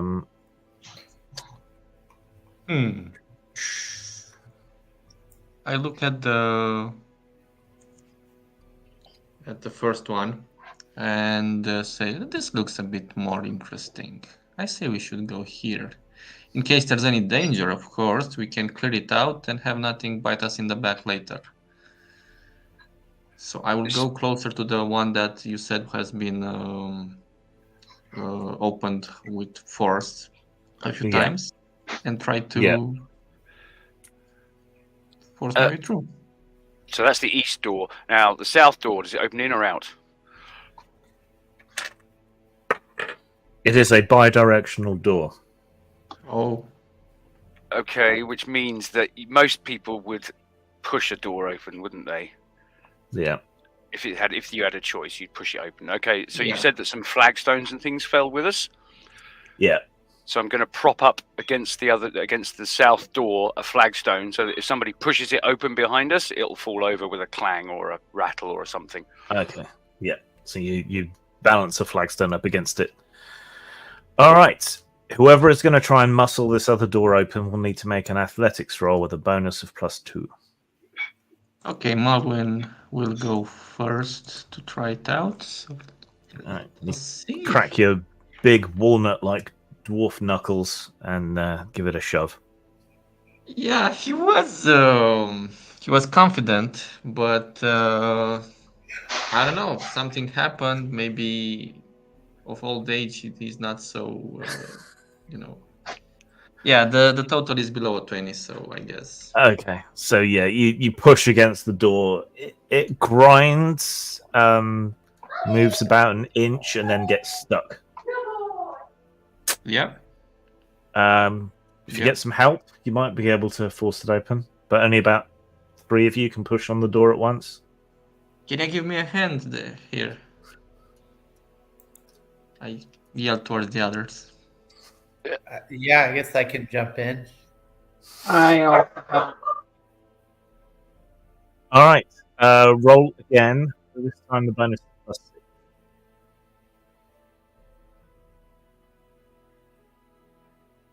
Sorry, can you repeat the sound cut on out? top of your +6 on top of your athletics. Okay. Okay, it's the same roll, but with a +6, it's 22, so it's a success.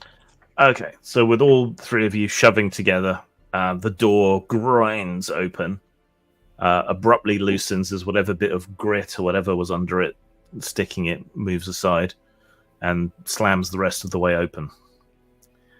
The lamplight spills in to a long rectangular chamber, damp with sodden earth. Loose stones are scattered around the floor, and scrape marks show where the earth has been hollowed out back to the ancient walls. Some of the tiles on the floor, denuded of glaze or paint by the ages, nonetheless present in relief shapes that are reminiscent of monstrous-looking faces. Wooden doors stand in the walls, bound in tarnished brass, the one you just came through, and 2 additional doors in the south. One right next to you, one further on down the right-hand wall.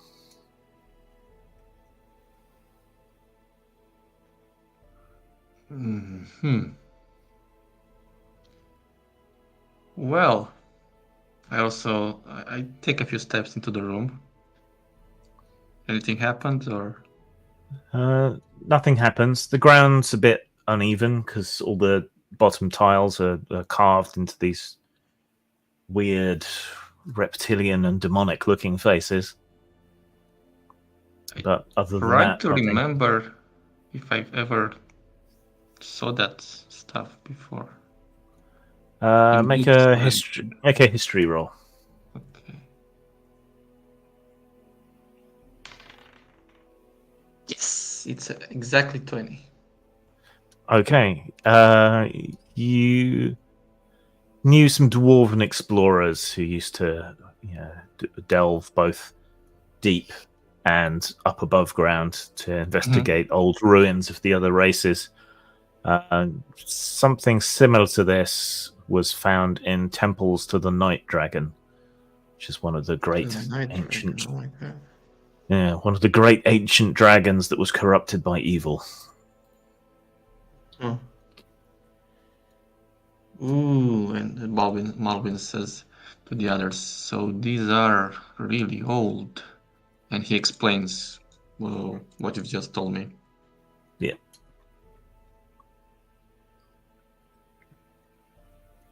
Is there any obvious signs that the room has been traveled through lately?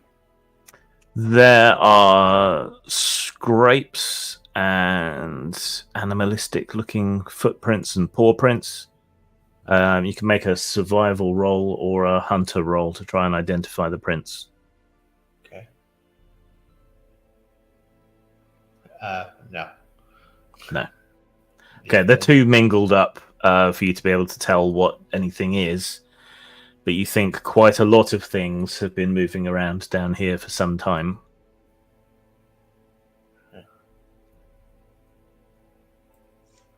Can we discern which, based on the, I don't know, the footprints on the floor or anything like that, which door would be or was more used, or I don't know, what if there are more paths towards one door or the other? Yeah, one sec.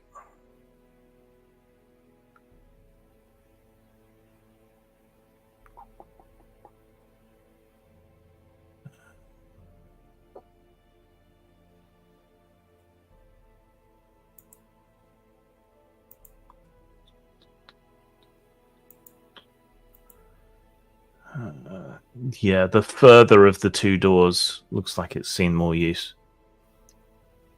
Okay.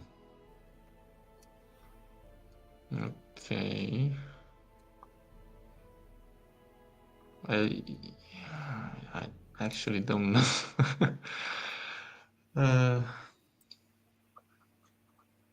So I look to the others again. This time, hopeful that a better suggestion will come from them. Which one should we pick? That one, and I point toward that's further down. Seems to be have been more used lately. In that case, says Winton, I suggest we go the other way. The path of least resistance, or how was it? Well, the path of fewer undead limping, shuffling, and hobbling through it. Well, we do have a job to end the threat, in my mind at least, Malvin would say. But yeah, let's take the first door then. Marvin would position and try to just check stealthily if the door is unlocked. Yep. The door is unlocked and it swings relatively easily. You think someone has repaired the hinges at some point fairly recently. Okay. The old rusted metal ones have been cast aside in the dirt and replaced with newer wooden ones, using the pale wood of roots. Okay, so pushing the door open, you let the lamplight through, and inside there's a square room about 15 feet each dimension. Barely discernible.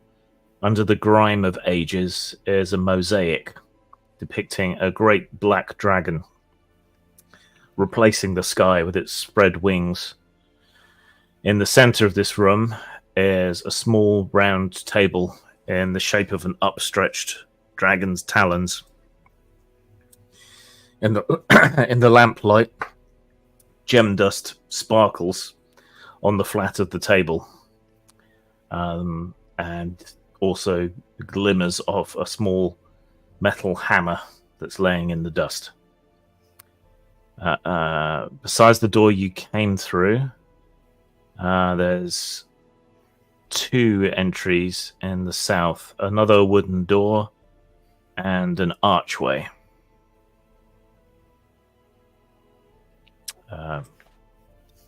One to the left on the far wall, one to the right on the far wall.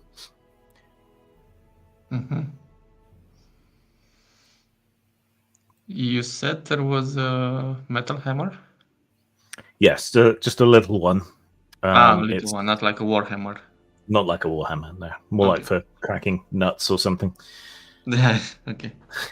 Gotcha. It's a rock hammer, so all we need is time and a Raquel Welch poster, and we're out of here.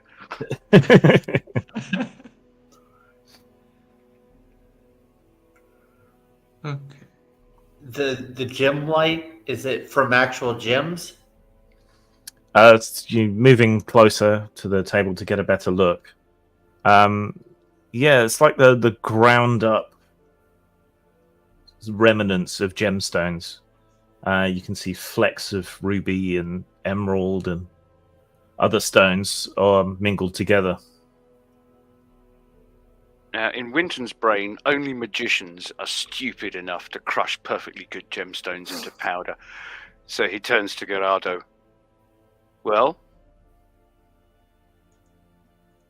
what do you expect me to do? I'm just an apprentice. I just got off my apprenticeship to go on a field trip to explore the world. well, you must have learned something at that fancy school. No, I just learned how to flirt with women and learned I liked it. Magic is a secondary practice for me. Is it any wonder that the greenskins are taking over? They're gonna. We're doomed.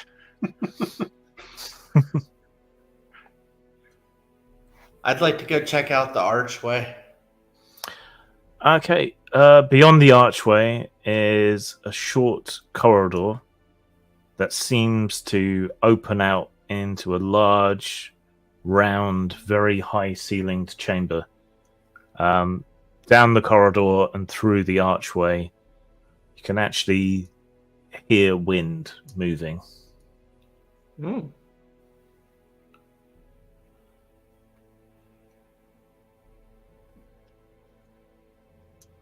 Baldwin will also be behind Engel, just trying to keep an eye out for any threats. I'll sneak forward to try to check out this big room. Okay. So Angel and Moldwin are moving to check out this round room. Gerardo and Winton, are you still arguing over the gem dust, or? Yes. Well, once this breeze is pointed out, and there's this kind of, and is it just a sound at the moment, or can we actually feel the air moving? It's just a sound, but the air does smell a little bit fresher coming through that archway. In that case, rather than discussing the finer points of a liberal arts education, Winton sort of immediately looks up, sniffs the air once or twice, and probably completely undoing any tactical considerations, just goes blundering through towards the fresh air. It's a way out! It's a way out! This way! I can feel it! All right. This circular room is the base of a round spire tower from the old temple, which is still intact, though cracked and slightly leaning. It reaches up from the buried depths of the hidden temple up towards the lower parts of the newer temple. Looking up and declaring loudly about how this looks like a wonderful way out. In the darkness and shadow above you, you see 2 pairs of big, round, red eyes gleaming down from above. That means that I'm running on my little legs even faster to the exit. Well, before you can flee, and pretty much as soon as Winton notices these eyes, you are attacked or semi-ambushed, I suppose. So, Oh, no. from above, hurtling down out of the darkness, comes a monstrous rat man, easily 7 feet tall, bulging with mutated muscle that bursts through scrappy bits of leather and chain that have been patched onto it. It wields an enormous and incongruously well-made bastard sword as it hurtles down from above towards Baldwin. Ooh. Not Maldwin, sorry, Winton. Winton, make a dodge roll.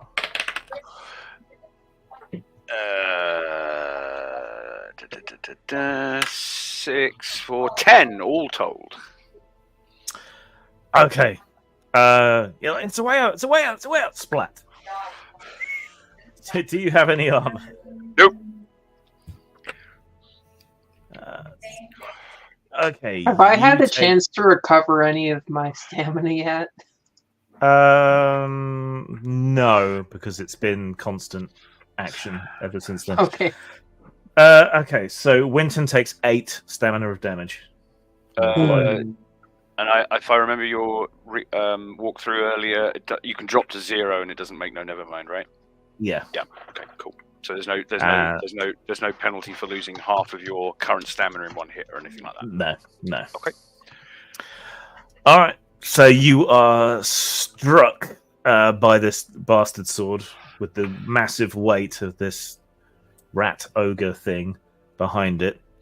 It cuts a huge gash through your fetid robes and cuts through some of the skin and flesh underneath, leaving you with a long cut from your shoulder down to the side of your hip that you kind of fall back away from it.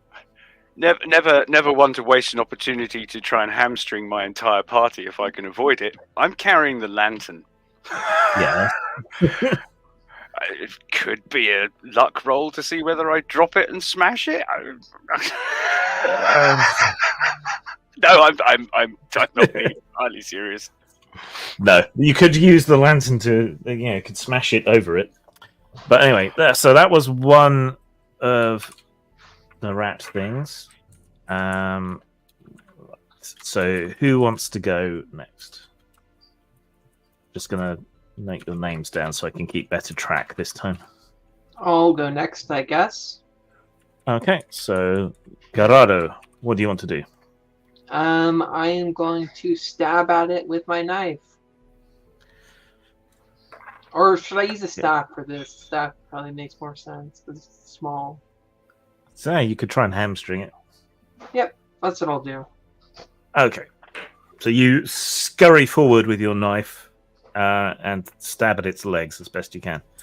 So make a small blade attack roll with a bonus of +5. Okay. That is a 25.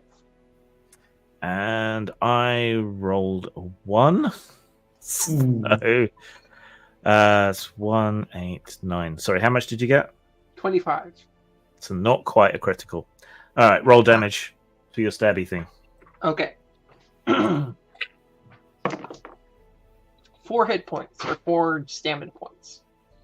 Okay, you sort of slide across the ground between its legs, slashing and stabbing, but it seems to be wearing like loose bits of chain and leather down there, so all you really do is score lines on its armor. All right. A second enormous rat ogre thing hurtles down from above, trying to smash Garado. Can you make either a dodge or a stab roll if you want a chance of hitting it back?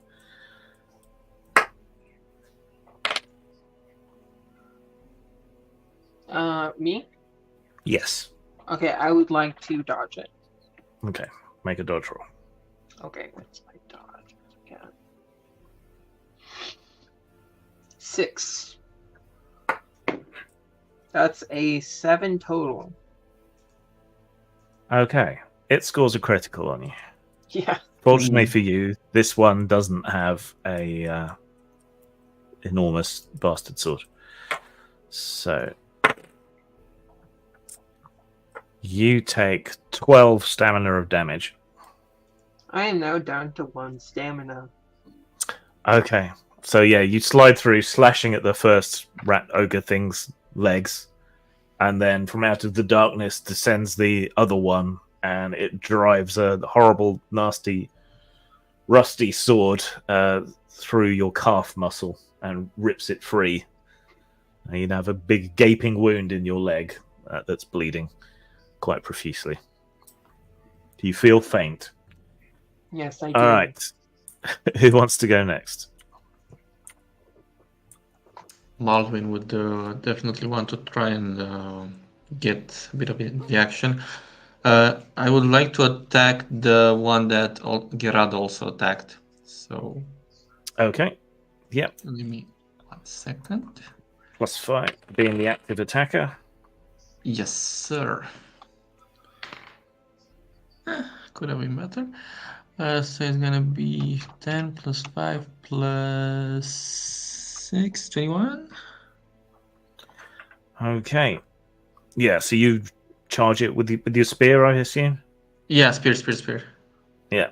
All right. It bats your spear aside with its shield and stabs its blade point into you. Roll your armor. A 1 on a 1d3. So you take 8 stamina of damage. Okay. So the armor absorbs most of the blow, but you think it broke a couple of ribs and broke skin. Yep. Okay. Who's next? I will shoot the one that they both attacked. Okay. All right. Knock an arrow, cross off another one, and make your ranged attack roll. 24. Okay. That is a tie. So, well, no, because it used its shield to ward off the spear blow. Okay. Your arrow slips past its shield as it throws it out of the way, and you strike it. So roll damage. It's going to be 6. Okay. Your arrow shivers to splinters as it hits part of its armor, but several of the splinters pierce its flesh. It squeals in pain. So that just leaves Winton.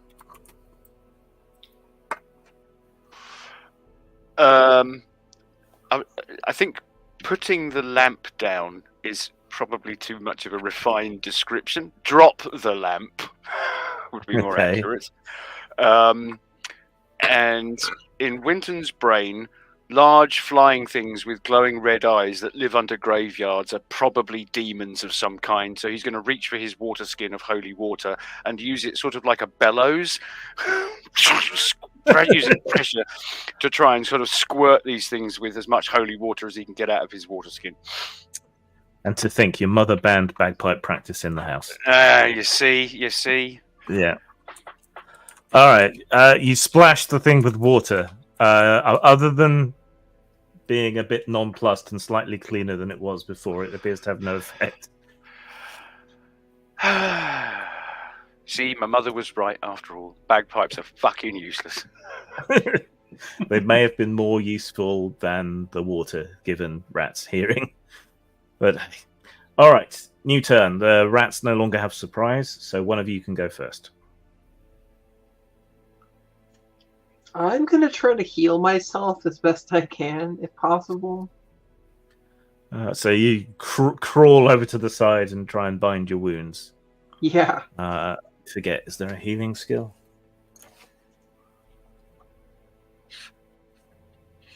If there is, it's not listed on my sheet, but I don't know whether you... Medicine. There's endurance and there's medicine.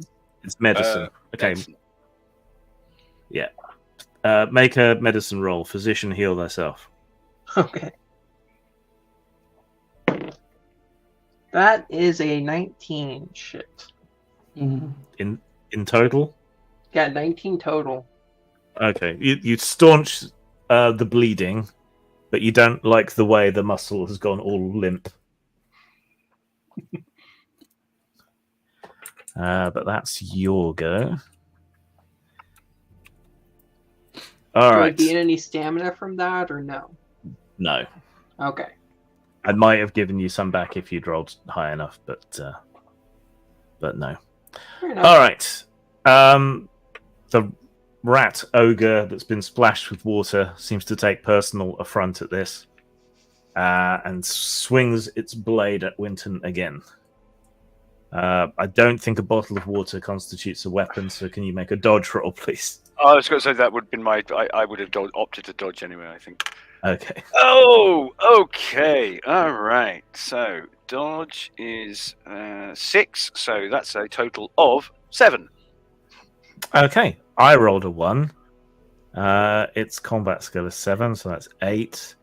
Plus 1 for the sword it's using, 9. So it does hit you, but only because you rolled even worse. And you don't have any armor, do you? Nope.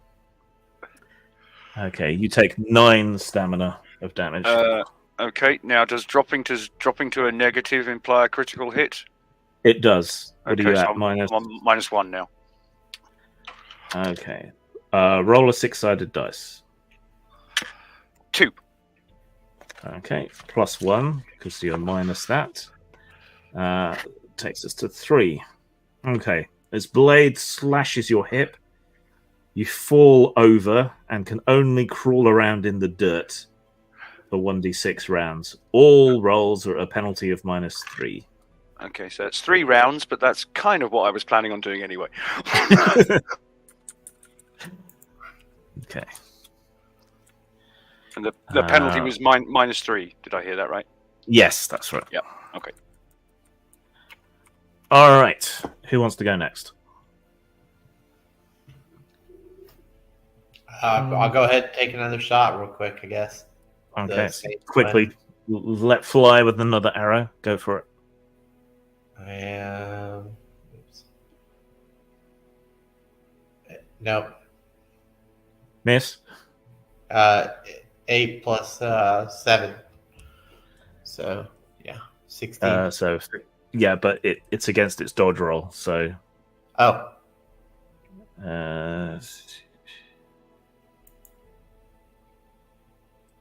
that's just barely a hit. Okay, roll damage.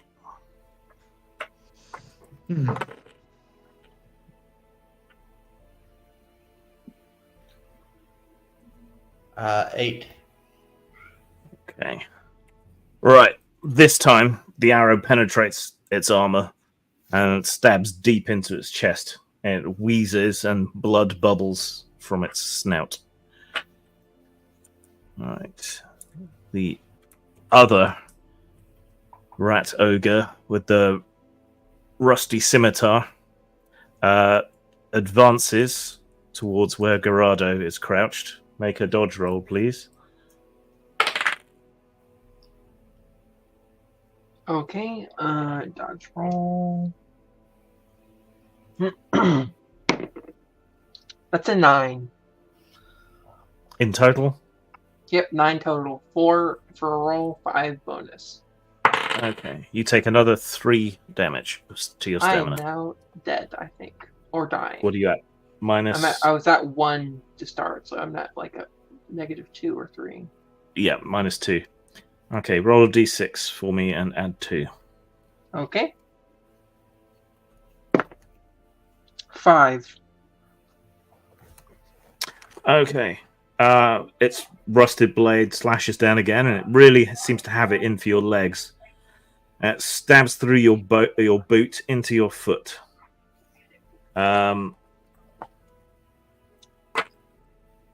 You can only hobble around for a day, and that rattling noise probably means there's some toes loose in your boot.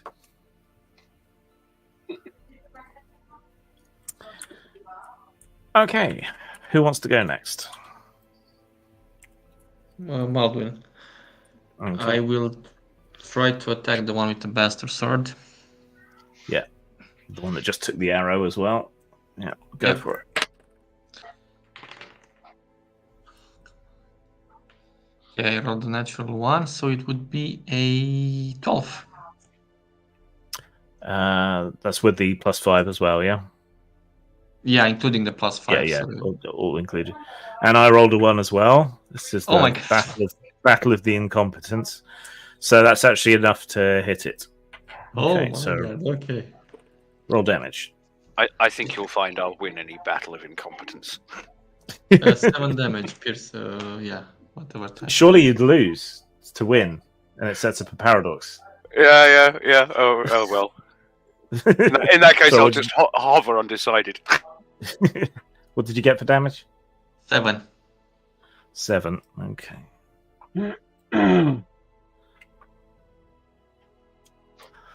Okay. So you get a firmer grip on the spear, and as the arrow smacks into it, knocks it back, you drive the point of your spear through its sternum, cracking its ribs and piercing its heart. It bellows once and then falls flat. You're just able to drag the spear out in time. All right. Okay. So that just leaves Winton. In my brain, I imagined there's a sort of spiral staircase running around the inner circle of this tower. Is that right? Yeah. So I'm It gonna runs around the outside and up. Yeah. So I'm going to crawl for the base of the stairs and start crawling up in the way. Leaving the lantern on the floor and trusting that there'll be enough light by the time I get to the top. Yeah, so you crawl over, leaving a snail trail of blood in the muck behind you, so you get to the base of the steps. Okay. This really feels like Wolf Road. All right. Who wants to go first? New turn. Can I try again? Alvin? Yeah, you can whirl on the other rat ogre that's trying to cut Gerardo into wafer-thin slices from the toes up, by the look of it. Oh. Let's hope he gets something back. It's got its flank exposed, so you can add an additional 2 to your attack. Okay, so that would be plus 13, that would be 27. Okay, that's enough to hit it. Roll damage. Okay. 9. Okay. All right. You charge forward and drive your spear into its side. It pierces through some of the old rusty chain, a bunch of chain links sort of scattering off its side, and drive the spear through the side, piercing some of its innards. It shrieks in pain, a frightful sound that seems to echo through the whole complex, and turns its angry face towards you, hissing and spitting through enormous filed down and pointed teeth. Right. It decides you're probably more of a threat than Gerardo is, so it pulls itself free of your spear and tries to stab you with its sword. Defend yourself with your spear. Okay. 15 total. Okay.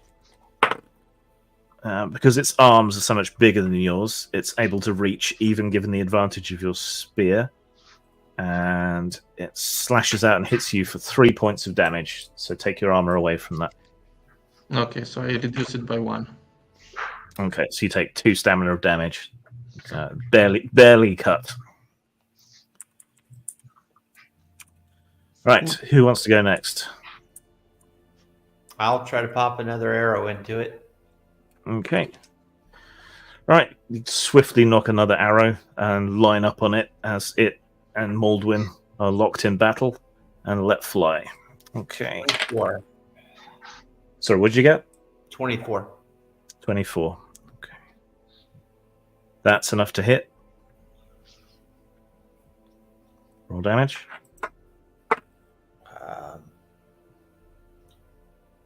Finally. 12. All right. Yeah, so Maldwin's just been cut. You're sort of shrinking back. The thing is lunging closer to you and hissing and shrieking. And then an arrow just goes tung straight through its head. It goes cross-eyed, squeaks something in rat, which is like probably, can anyone else smell blue? And then keels over.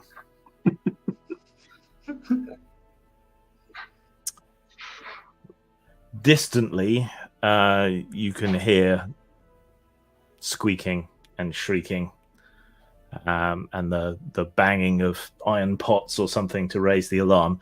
But for the moment, you are left alone to lick your wounds. I tell Engel, grab the lantern, and I will grab Gerardo. Let's try to make it to the outside.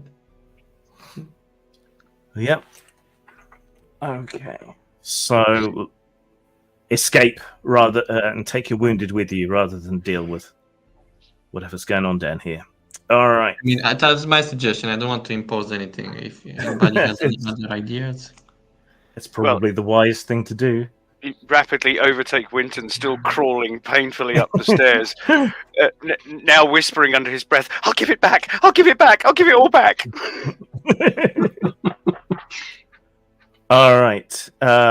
Can everyone make athletics rolls at +4, ignoring any penalties you've otherwise had, because you've got time for you all to struggle manfully up the stairs and escape it before anything else catches up to you.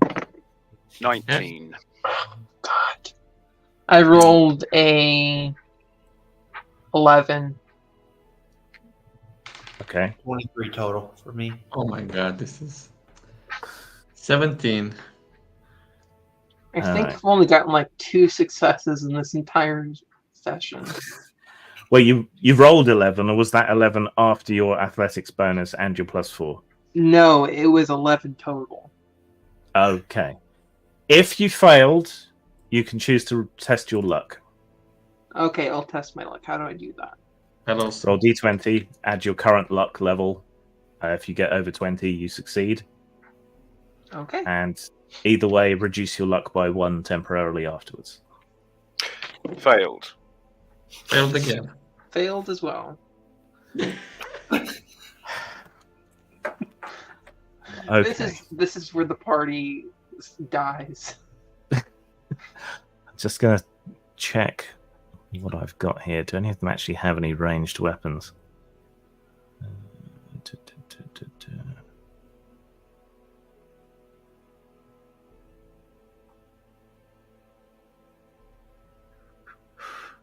Yeah, he does, but he wouldn't get involved. Okay, so you are about 3/4 of the way to the top, which looks like it emerges out into the graveyard. It looks like more of the ground kind of sunk in and collapsed. And from the top of this tower, you should be able to emerge out through one of the crypts. But yeah, you're about 3/4 of the way up when below you hear high-pitched squeaking and a pair of giant rats, almost as big as those wolf dogs that you saw before, come bounding up the stairs, like 4 at a time, rapidly catching up towards you. I'll try to shoot one. I mean, right away. I'll take like front, like. Okay, so yeah, you two quickly wounded. move to intercept. Yeah, you can have 2 shots on each rat to try and get them before they reach you. All right. So let's see. First one was a natural 20, so 27. Okay, that's a hit. Natural 1, so 8. 8, that is a miss. Okay. Then 3rd shot, 17, that's a hit. And last shot, 24. That's a hit. Okay, roll damage 3 times. First one is 10, Okay. 9, Next one. Yeah. Okay. All right. and So you 10. quickly move into position. Grab your arrows, knock them quickly, and let fly one arrow after the other, flying them into these rats as they come bounding up the stairs. You manage to quickly pick them off before they reach you, and they tumble and fall and land with a thump on the ground below. Looking down, you see more little red eyes lighting up down there. But that's bought you enough time for all of you to get out. Ooh. So you reach the top of the tower, out from the crypt. Looking back behind you, the Lunara temple is leaning drunkenly to one side, and a bunch of sinkholes have opened up in the ground. A bunch of graves have opened up, but a disturbing number of them seem to have been empty. But you're able to hobble your way back to the village. But you failed, so they don't let you in. That's all right. You see, at this point, I think we're safer outside the walls than inside. Well, whatever was going on there, when someone does return, the creatures down there have left, but they find barrels of poison down there. And evidence of other nefarious activities and human remains that have been gnawed upon and things like that. Who's the best at medicine out of you lot? I think I'm a 5 in medicine. I'll say a Yeah, I 5. got 5. Yeah, well, a 5 as well. So Okay. Right. Well, someone needs to make a roll to tend Garado's foot wound, and someone needs to make a roll to deal with Winton's hip wound. I guess I'll try the foot. You've got plenty of time, and I think one of you's got a bunch of herbs and stuff, so you can roll at +4. Oh, that's a 17 plus 9, so 26. Okay. And if someone needs to roll for Winton as well. Winton, do you want to heal yourself, or do you want to let Malwin help you? no, by all means, go for it. Always more efficient when somebody else does the stitching, isn't it? Okay, so the +4 was just for Engel or for me as well? +4 for anyone doing it, as long as they've got access to the herbs and things. So. Okay.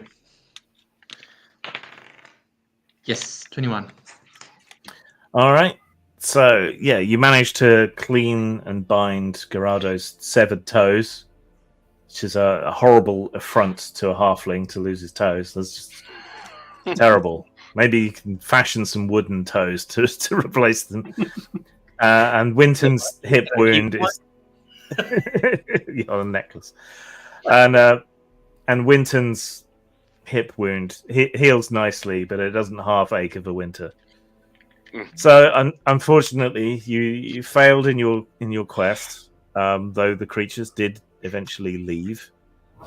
You're forced to just rest up with the refugee camp and tend your own wounds until the plague has passed.